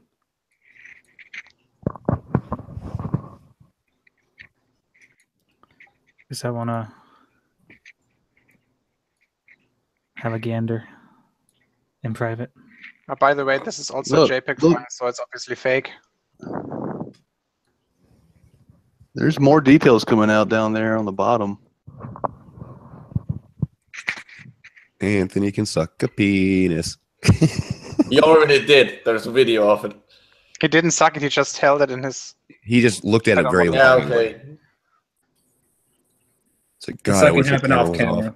I think that's the best I can do. I mean, there's definitely something there. Yeah.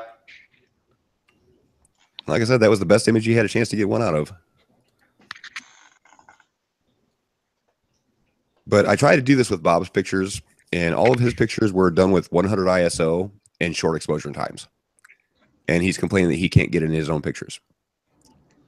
And I won't know why. Well, he had a low ISO rating. He had a short exposure time. He had max aperture set at 2.5. You know, it wasn't letting as much light as it could have let in. And then to make matters completely off the scale stupid, he actually had the soften filter turned on. So even if he had his exposure set properly, it still would have softened everything out to oblivion. It would have made all the blacks completely black. It would have still scaled all of the color ranges to where I call it raster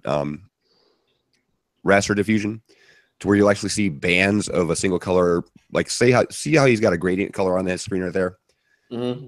It actually has hard cuts where the color changes because of the soften filter. What it does is it takes a range of intensities of color and it blends them all together. And if it's a primarily black area, it's going to level that out to entirely black. So even with the right exposures, he shot himself in the foot because he had soften turned on his camera. And this is in all of his pictures in the metadata. So I'll stick with my guns. I don't think he did that part intentionally. I think they were shooting pictures and they wanted it to look like it was airbrush kind of thing. And they just forgot to turn that setting off. But that setting alone made it impossible to get earthshine.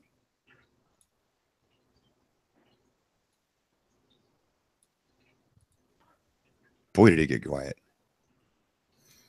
I'm sorry, I'm reading the chat. Did something hilarious happen in the chat? No. No, I was just that boring. So did if I remember right, because the only reason I came in here is because I wanted to tell Reilly that if I remember right, he didn't actually, his whole bet with himself was not on whether the moon got in front of the sun or not. It was whether he could see an eclipse or not. Correct. Yep. So he's just shifting the goalposts all over. Yes. Like always. Because that's like the only reason I came in here was to tell him that, like, you got to stop that bullshit. Still going back to the explanation he gave for leaving YouTube. Let me just bring it on again. I honestly, and I don't care what his explanation is, because his explanation is what I was going to make him sound not stupid. Yeah, in my opinion, everything behind this massive butt, where it is here, this is just backpedaling, in my opinion, or shifting the goalpost. It is. It's shifting the goalpost. Yeah. And also, he apparently thinks that people working for the news aren't real people. Now, keep in mind that he gave you this excuse, but his public excuse was because there's no room for truth on YouTube. Correct, and we can cite this. So he's again lied in one of these two instances. Yeah, just for the audience. So this is one of his official explanations. Going to the video, his farewell video. And one of my hard drives needs to load. I think I'm getting problems with one of my SATA controllers on my mainboard. For some reason, some of my hard drives just are slower since 2 days, which is annoying. So, how was this last video called? I have it if you... Yeah, I have it as well. But Anthony, if you're still actually watching this, we just took one of the images that you said to check, and we did get some earth shine out of it. Congratulations. You just shot yourself in the foot. So I think that's enough.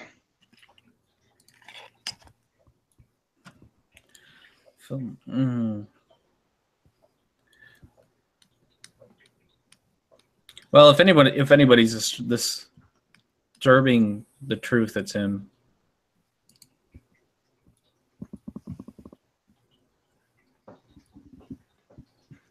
I'm really looking forward to his answer video or his response that he's going to publish in like 20 minutes or so. Yeah, give him about 20 minutes, half an hour. Oh, he's got a video coming out over this hangout already. Oh, yeah. Oh, so he's probably not watching anymore. He's probably writing his script on how to make himself try to look good. About Yeah, how I much he actually doesn't writes know what he's scripts. talking about. Wait, he can write? Well, he must have someone. He wrote that. Here we have an example of Anthony writing. So, yeah, he probably can write. I don't think he writes his scripts, though. I've never heard of disrupt. Can right. somebody tell me what that is? What? What is disrupt? Oh yeah, disrupt. Disrupt is when you take a root and you remove it. Ah, come on, that's a typo. It's a bit of a painful procedure, Yeah. especially if it's on your It's ass. a very little known organ. Mm-hmm. The same way you can deliver something. Yeah, that sounds What a painful. bush. Well, he was correct on one thing as far as he's concerned. There is no place for YouTube or for truth on YouTube. You know, I think he's confusing incapable. YouTube with his own channel. yeah, I was gonna say he's just incapable of truth. What do you think about the new name of his new channel, Sleeping Warrior? Well, I think he's watched too much hentai. I think it's wrong on both accounts. He's not asleep when he's on the channel, and I don't think I wouldn't really classify him as a warrior. Zombie said that disrupt is a law term with quotes. I got a legal background. I just don't know what copyright or defamation means. At least his new one is less. His new channel name is less pretentious than his Life of Reilly. Yeah, I'm not sure what the whole motive behind changing it to Anthony Reilly to Life of Reilly was, but I think that's when he started getting, copyright warnings from many places. Yeah, he was streaming. He got incredibly lucky on that whole thing though, because he was just getting warnings. He wasn't getting the actual strikes. So I don't know how he pulled that off. If I put some WWE stuff on my channel, I'm pretty sure I would get a strike right away. He got a warning. Well, that's because the WWE knows that if they give him one, they will have exposed themselves as working for the flat Earth. For the round Earth. Yeah, they need to keep their audience happy. Their flat Earth audience. It is the WWE after all. Yeah.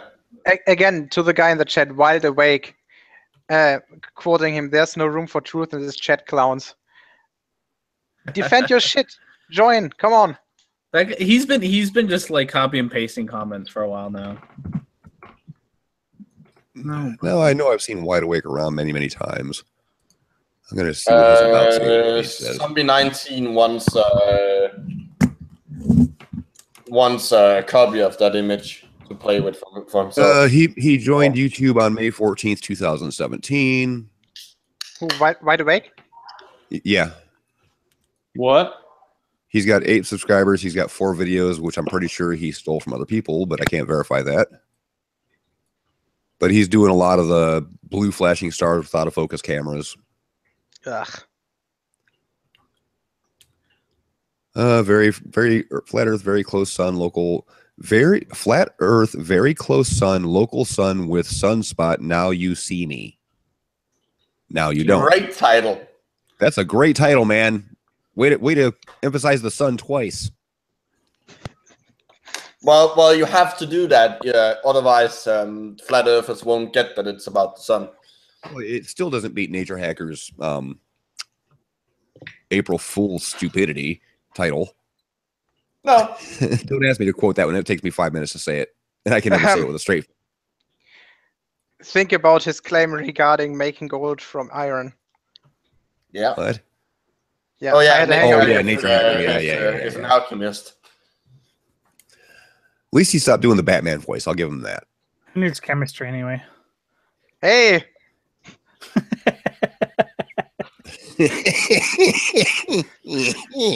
Fully wasn't a stab.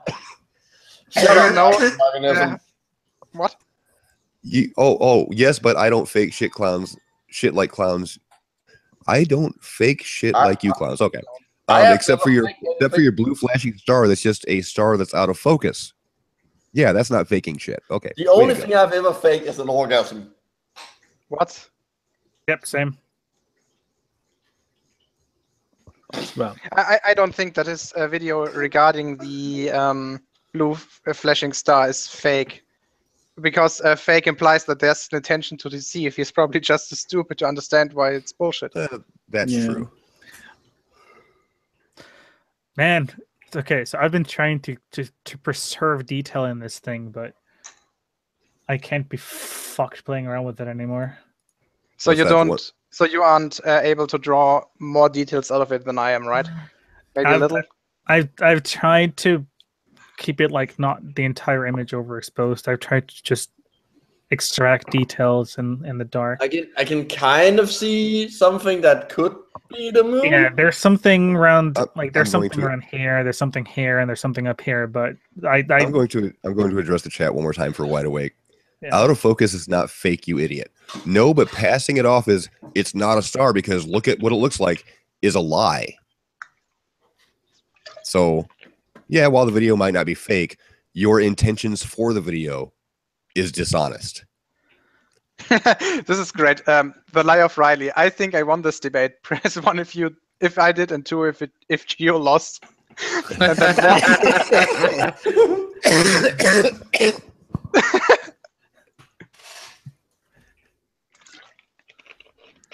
This is really good satire. Creating pics with shit added in Photoshop metadata is fake, you asshole. Well, nothing's been added, and the Photoshop tag that Anthony's going on about wasn't for our photos. He's even admitted that. I don't think that's what I'm not sure that was what that was in response to. Also, I just want to address the fact that there's very few professional photographs out there. Even like if you find your favorite modeling agency, right, and you find some images they have free, either as stock images or as example photos, preferably something you can access straight from their database instead of just pulling like right click and save image off of a website. I guarantee you that image has either a Lightroom, Photoshop, or both, or other stamped into its data. Oh, that doesn't mean that half-naked chick that you're fapping to is fake. Wait, half-naked? Why would you go for those pictures? Because you can't see nipples. Keep it PG. That's boring. So it's like it's one of the dumbest things I hear. It's like, oh look, it's been in Photoshop, therefore it's no. Any, and I mean like any actual person that has any kind of self-respect that does, especially when we're talking like let's say human models, right?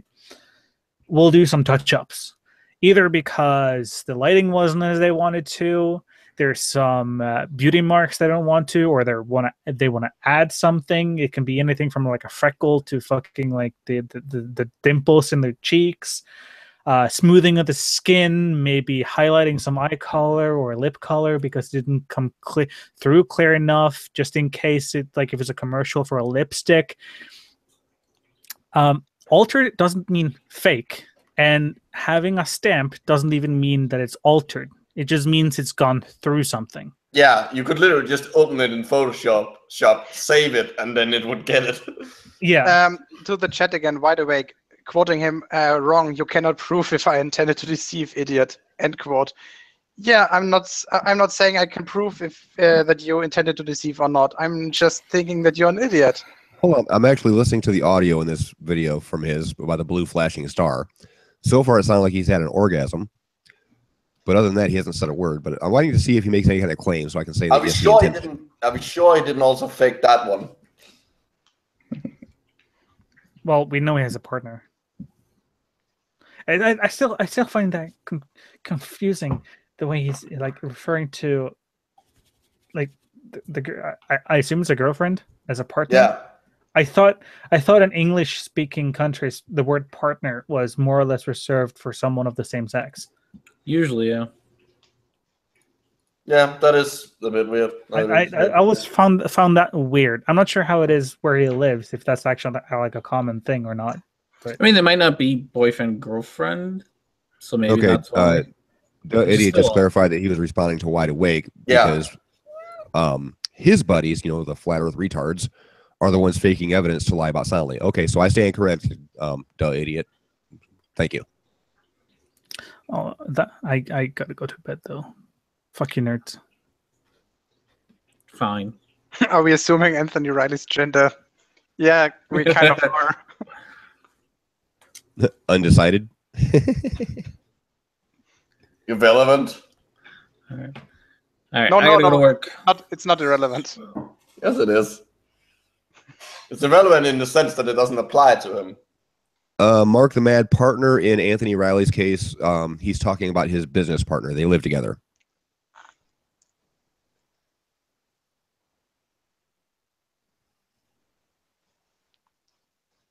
Who wants to wager on a debate in chat?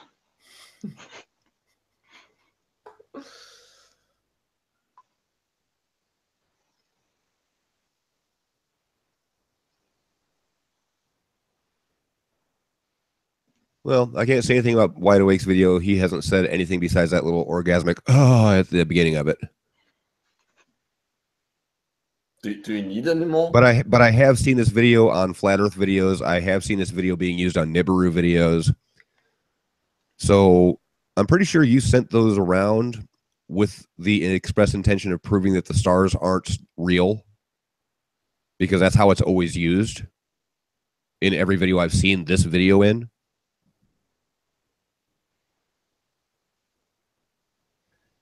Do, do, do, do, do, do, do. That was the worst rendition of that tune ever. I'm sorry.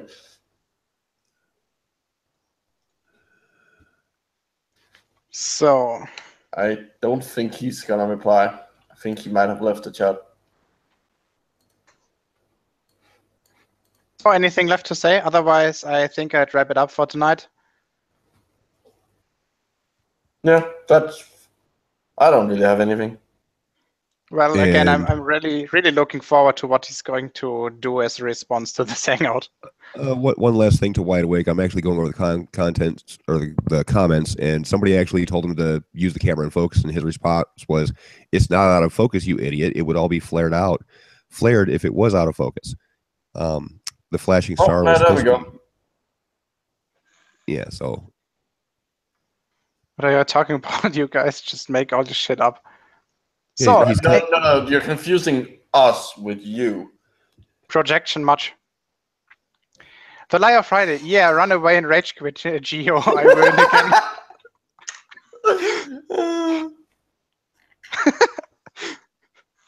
Oh, the setter is through the roof. That's that's hilarious. So, wide awake again. Come on and join us. This is the last invitation. Yeah, come on in. I won't bite. Join us. Ah, by the way, I still haven't got any response by Jaronism. I Skyped with him like 4 days ago, so chat, not voice, obviously. And he was spewing a lot of shit. And I corrected him, obviously, and invited him to defend his shit live, but still no answer. Well, you'll never get one. Probably, yeah. He learned from dealing with Red to not go into a live hangout with anybody else but Echo Chambers. Yeah. You know, he got tired of the Band-Aids.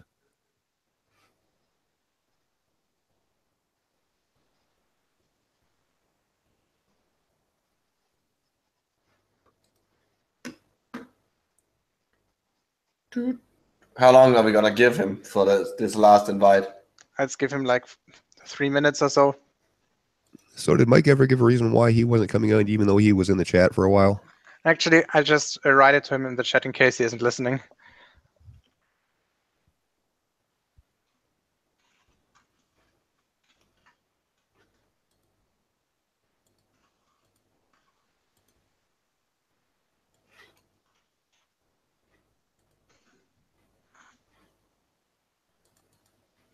You just wanted to show off your crown.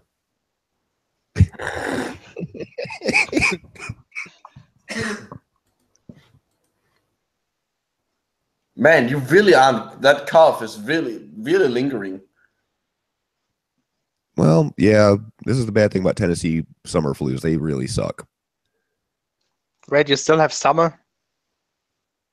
Wait, you have summer? Well, yes, because we live in, you just need to live in a place that's America. You'll have actually seasons. I have seasons.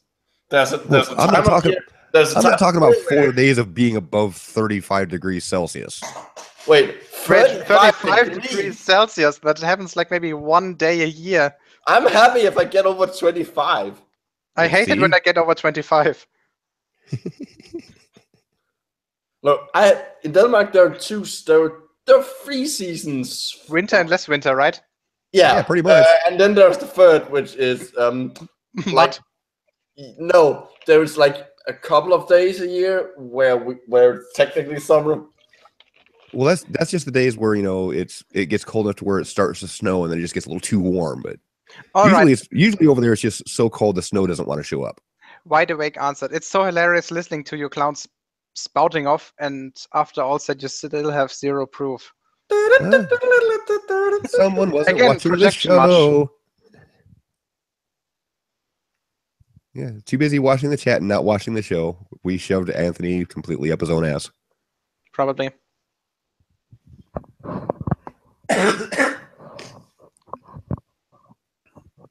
Yeah, it's a shame that the fuller the hangouts are, the more or the higher the probabilities that someone is going to rage quit. Because I would have loved to keep him in the hangout longer because it's simply hilarious talking to him. I'm glad you think talking to him is funny. I find it very, very excruciating. No. I'm not saying that it's funny for me. I'm saying it's funny for the audience. Well, yeah, they get to laugh at our pain. But did they ever think about? Wait, this isn't what these hangouts are about. I cry at night. All right, I think we're finished for today. So, who's still in here? Only you two? Oh no, Hillel and Dandy are still in here. Well, Dandy can't talk because he's at work, and Hillel's just being quiet for some reason. So, Hillel, have you anything to add? 2 + 2. Oh, for fuck's sake. Oh, Hillel, then why did you join eating up a spot? Oh. Hillel got the correct answer. 2 + 2 = 22. No, it's 21. No, because there's a 2 and then there's a 2, so it's 22. No, you have to carry the remainder. So, does maybe anyone in the chat want to add something regarding the entire Reilly debacle? And it can't be 2 + 2. We already went over that. Oh, Fepe Perth decided to do an analysis on which pictures? Ours or the one that Anthony had? Soundless. Well, at least that's what the title is claiming. Who's the guy? I didn't catch the name. Fepe Perth. Feppy what? Perth. Like Perth, Australia. Ah, okay. It's a 6-minute, 30-second video. And he does the exact same thing. He breaks it into the luminous, the red, and the blue channels. Yeah, because he actually understands how JPEGs work.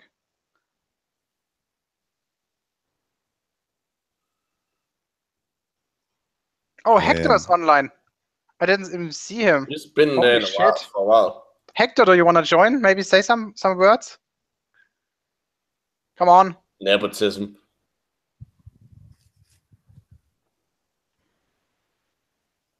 He's not he's actually not saying a thing in the video, but he's got a really long description. Oh, by the way, vote Reilly for Dumbfuck of the Year. Well, that would have to mean that he was he gets nominated. Oh, trust me, he will get nominated. His visual analysis is Earthshine present. Yes. Is there an overlay of the moon? You decide. He's pointed out that there's that line across the bottom, which I think Dandy's pretty well covered. Mm-hmm. I have deliberately not narrated this video for the purpose of simply showing the analysis. I did leave it for the viewer to make up their own mind. The first image analyzed is the image silently sent to the Globebusters. So he's got that image, but we don't. Why is that? So I would still like to get that image that he got from Globebusters, just to check the hash codes. Have you guys seen the hangout on Globebusters where Soundly joined? Yes, that's what started this whole thing. Yeah. That one was brilliant. The patience that Soundly showed, respect to him. Holy moly. Until it was over.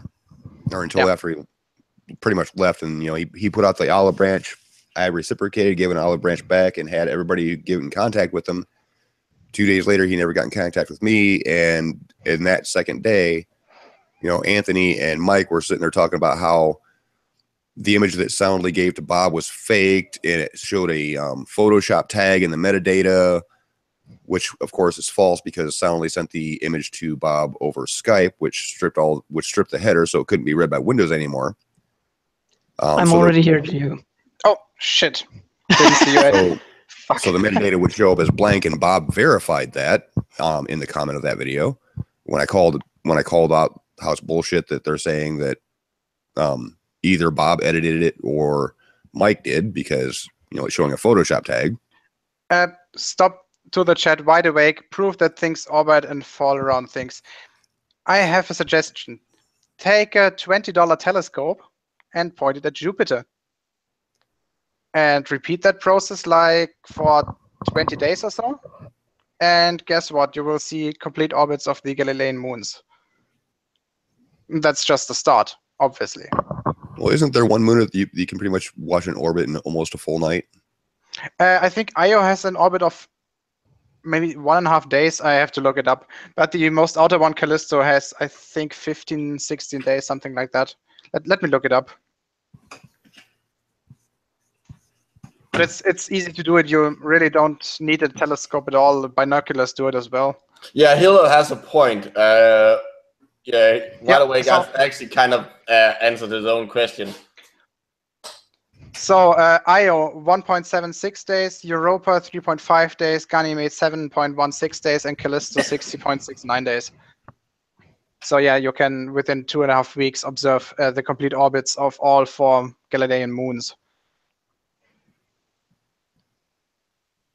Wide awake, yeah, that actually does prove orbits. And I bet you've never done something like this. You do have a telescope, I know someone who did. He's called Galileo.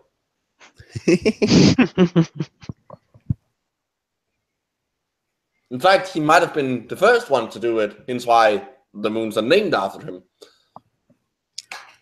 Galileo. Galileo.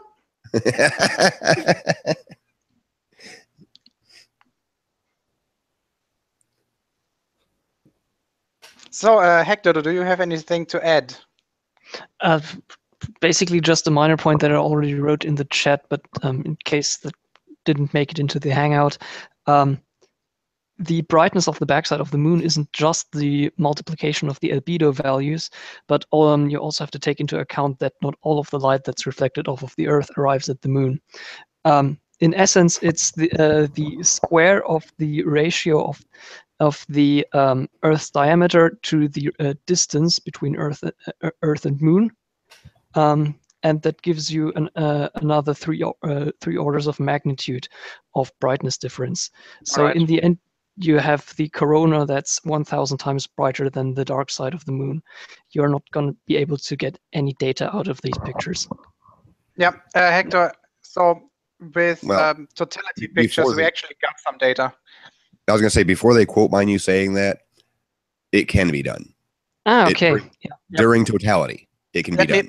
Let me just demonstrate this again, so you guys see my screen. Mm-hmm. So let's go for. If the moon is closer to the Earth, then it would block out a bigger part of the corona and would cover a large part of the corona that's the brightest. It's too bad we don't have a time machine. So Hector, this is one of Soundly's pictures. What I'm doing is, first of all, I'm going to tear it apart into the 3 different channels. All right, so we got luminosity, blue and red. And we're going for luminosity. And now everything that I'm doing is changing the contrast a little. You're basically removing you're basically brightening it up to the point where you can see something on the moon. Yep. Oh. So can you see it? Yeah. And I actually made an awesome blink test GIF out of this. And speaking of how the distance. That's beautiful. Speaking of the distance to the Earth and the Moon, the eclipse in 7 years that we're all going to again, but this time it's going to be in Ohio. The moon is going to be much closer to the Earth, so we're going to have 4 minutes of totality. How much did you get this time? We had about 2 minutes and 39 seconds. All right. So we're going to get another full minute out of it, plus some. And you're also going to get a much more of the corona blocked out. Yes. The brightness of the corona is dropping off quite quickly, so you're gonna get a bit better data from the moon. Yes, so we're definitely going to be more prepared on researching what exposure settings to have to catch Earthshine or have our best chance at it. And we'll just consider this past eclipse our practice run. And we'll do a whole lot better on the next one because we're all going to that. I would probably recommend going down with the ISO level and increasing the exposure time. Yeah. Yes, we're definitely going to go lower ISO. That way we don't get as much noise, and we're going with a longer exposure. Awesome. I think you had 1/80th of a second this time, if I remember correctly. Yeah, it was short exposures with a very, very sensitive sensor, but that created a lot of noise, which is part of the things. Well, why is it so pixelated? Because there's a lot of noise. You know, it's 1600 ISO. Make some fucking noise. 1600 ISO looking at a brightly lit corona. You know, you're going to get noise. Yep. Oh God, the fun with photo analysis programs in the lab course. Hello, you're glad to join. The more the merrier. So if anybody wants to come to Ohio to meet all of us YouTube assholes that, you know, flat earthers really hate, I'll be sending out invites about a year in advance. Just let me know if you want to show up or not. When is this? The total eclipse for 2024. That's going to be crossing. It's not going across all the United States, but it's going to cross most of the eastern states. Mm. And it's going to go literally over my parents' city. Awesome. Yeah, I So- was looking up the path of the two eclipses, and they actually cross over at one point. Yeah, because Which it's is coming. cool. It's starting off on like Texas, and then it's going northeast from there. Right. Yeah, unfortunately, the next one in Germany will be around 2080. The next one for me, I would have to travel to another part of the country, which isn't saying much, but I would also have to live 100 more years or so. There's something ridiculous. I'm not seeing one. Yeah, it's really unfortunate that I missed the totality phase of the last one here in Germany. 1999, we had brilliant weather up to like 5 minutes or so before the totality phase, when a thunderstorm came around the corner and blocked our view. Now, the downside to the 2024 eclipse is going to be on April 8th. I haven't checked the time yet, but I'm pretty sure I can get it down to the minute for all you flat earthers that think they can't be predicted.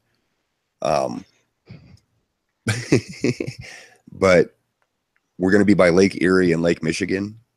And at that time of year, it's a very high chance of getting lake effect weather. So it lowers our chances down considerably compared to what it was in Tennessee. Yeah, because in Tennessee, you were basically like certain that the weather is going to comply to some extent. All of the official eclipse watchers and said that the Appalachian Mountains are like the worst place to go, but I grew up in that area. I know that early morning clouds are very common, and it clears out when the temperature rises up, and then in the evening it tends to get really cloudy. But because of the altitude, when the sun's like right above it, there's almost never cloud cover. So I knew my chances in Tennessee were very high to catch the actual eclipse. Ohio, I'm not so certain on. But we'll see when the time comes.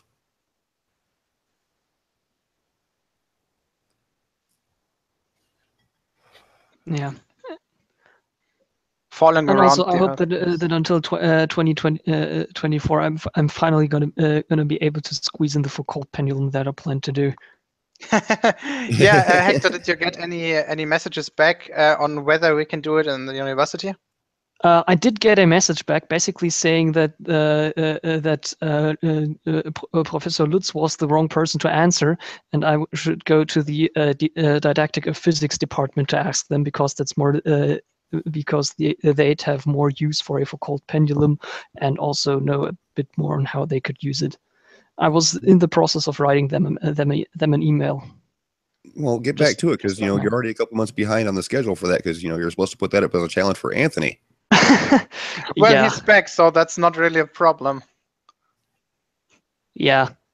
Okay, can we stop saying he's back? He never left. He never left. Well, we can't say that for certain. Maybe he deleted his channel and then made the new one, so he would be back. He would be gone like 5 minutes. I also have to correct myself. He has to always be left because he's never right. Dandy said a comment a minute ago. I just now seen it. Getting Earthshine should be easier without the sun behind it.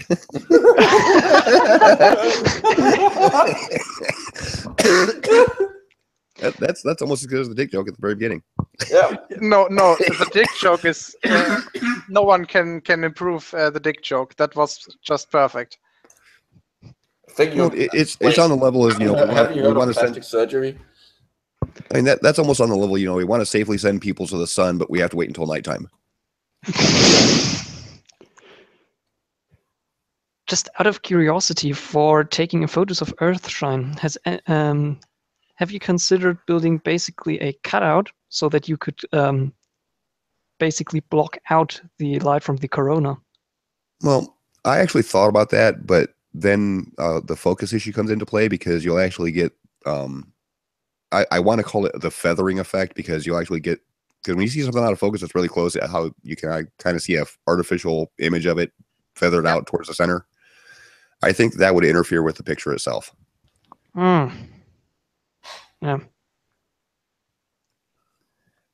But I actually thought about it. But you could minimize the effect by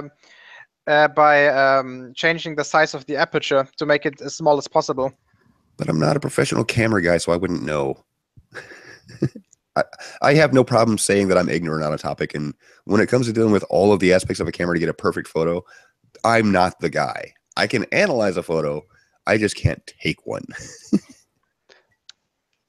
It's like we I know how basically extend the distance between the camera and the cutout in a piece of wood to, let's say, 1 or 1.5 meters to try to alleviate that effect. I mean, I'm the kind of person that can tell you the internal workings of an internal combustion engine, but if you ask me to fix one, I'm going to destroy it. I was basically just talking about a wooden construction with a wooden board with a round cutout in the middle, and then pointing that at the moon and taking a photo through it. But yeah, it's a bit of time till 2024. We can think we don't have to solve all of that this evening. Well, Unite for the Children just said, Sean, you have 7 years to become a professional camera guy. It's like, well, I'm 46 years old. I'm not going to learn a new skill.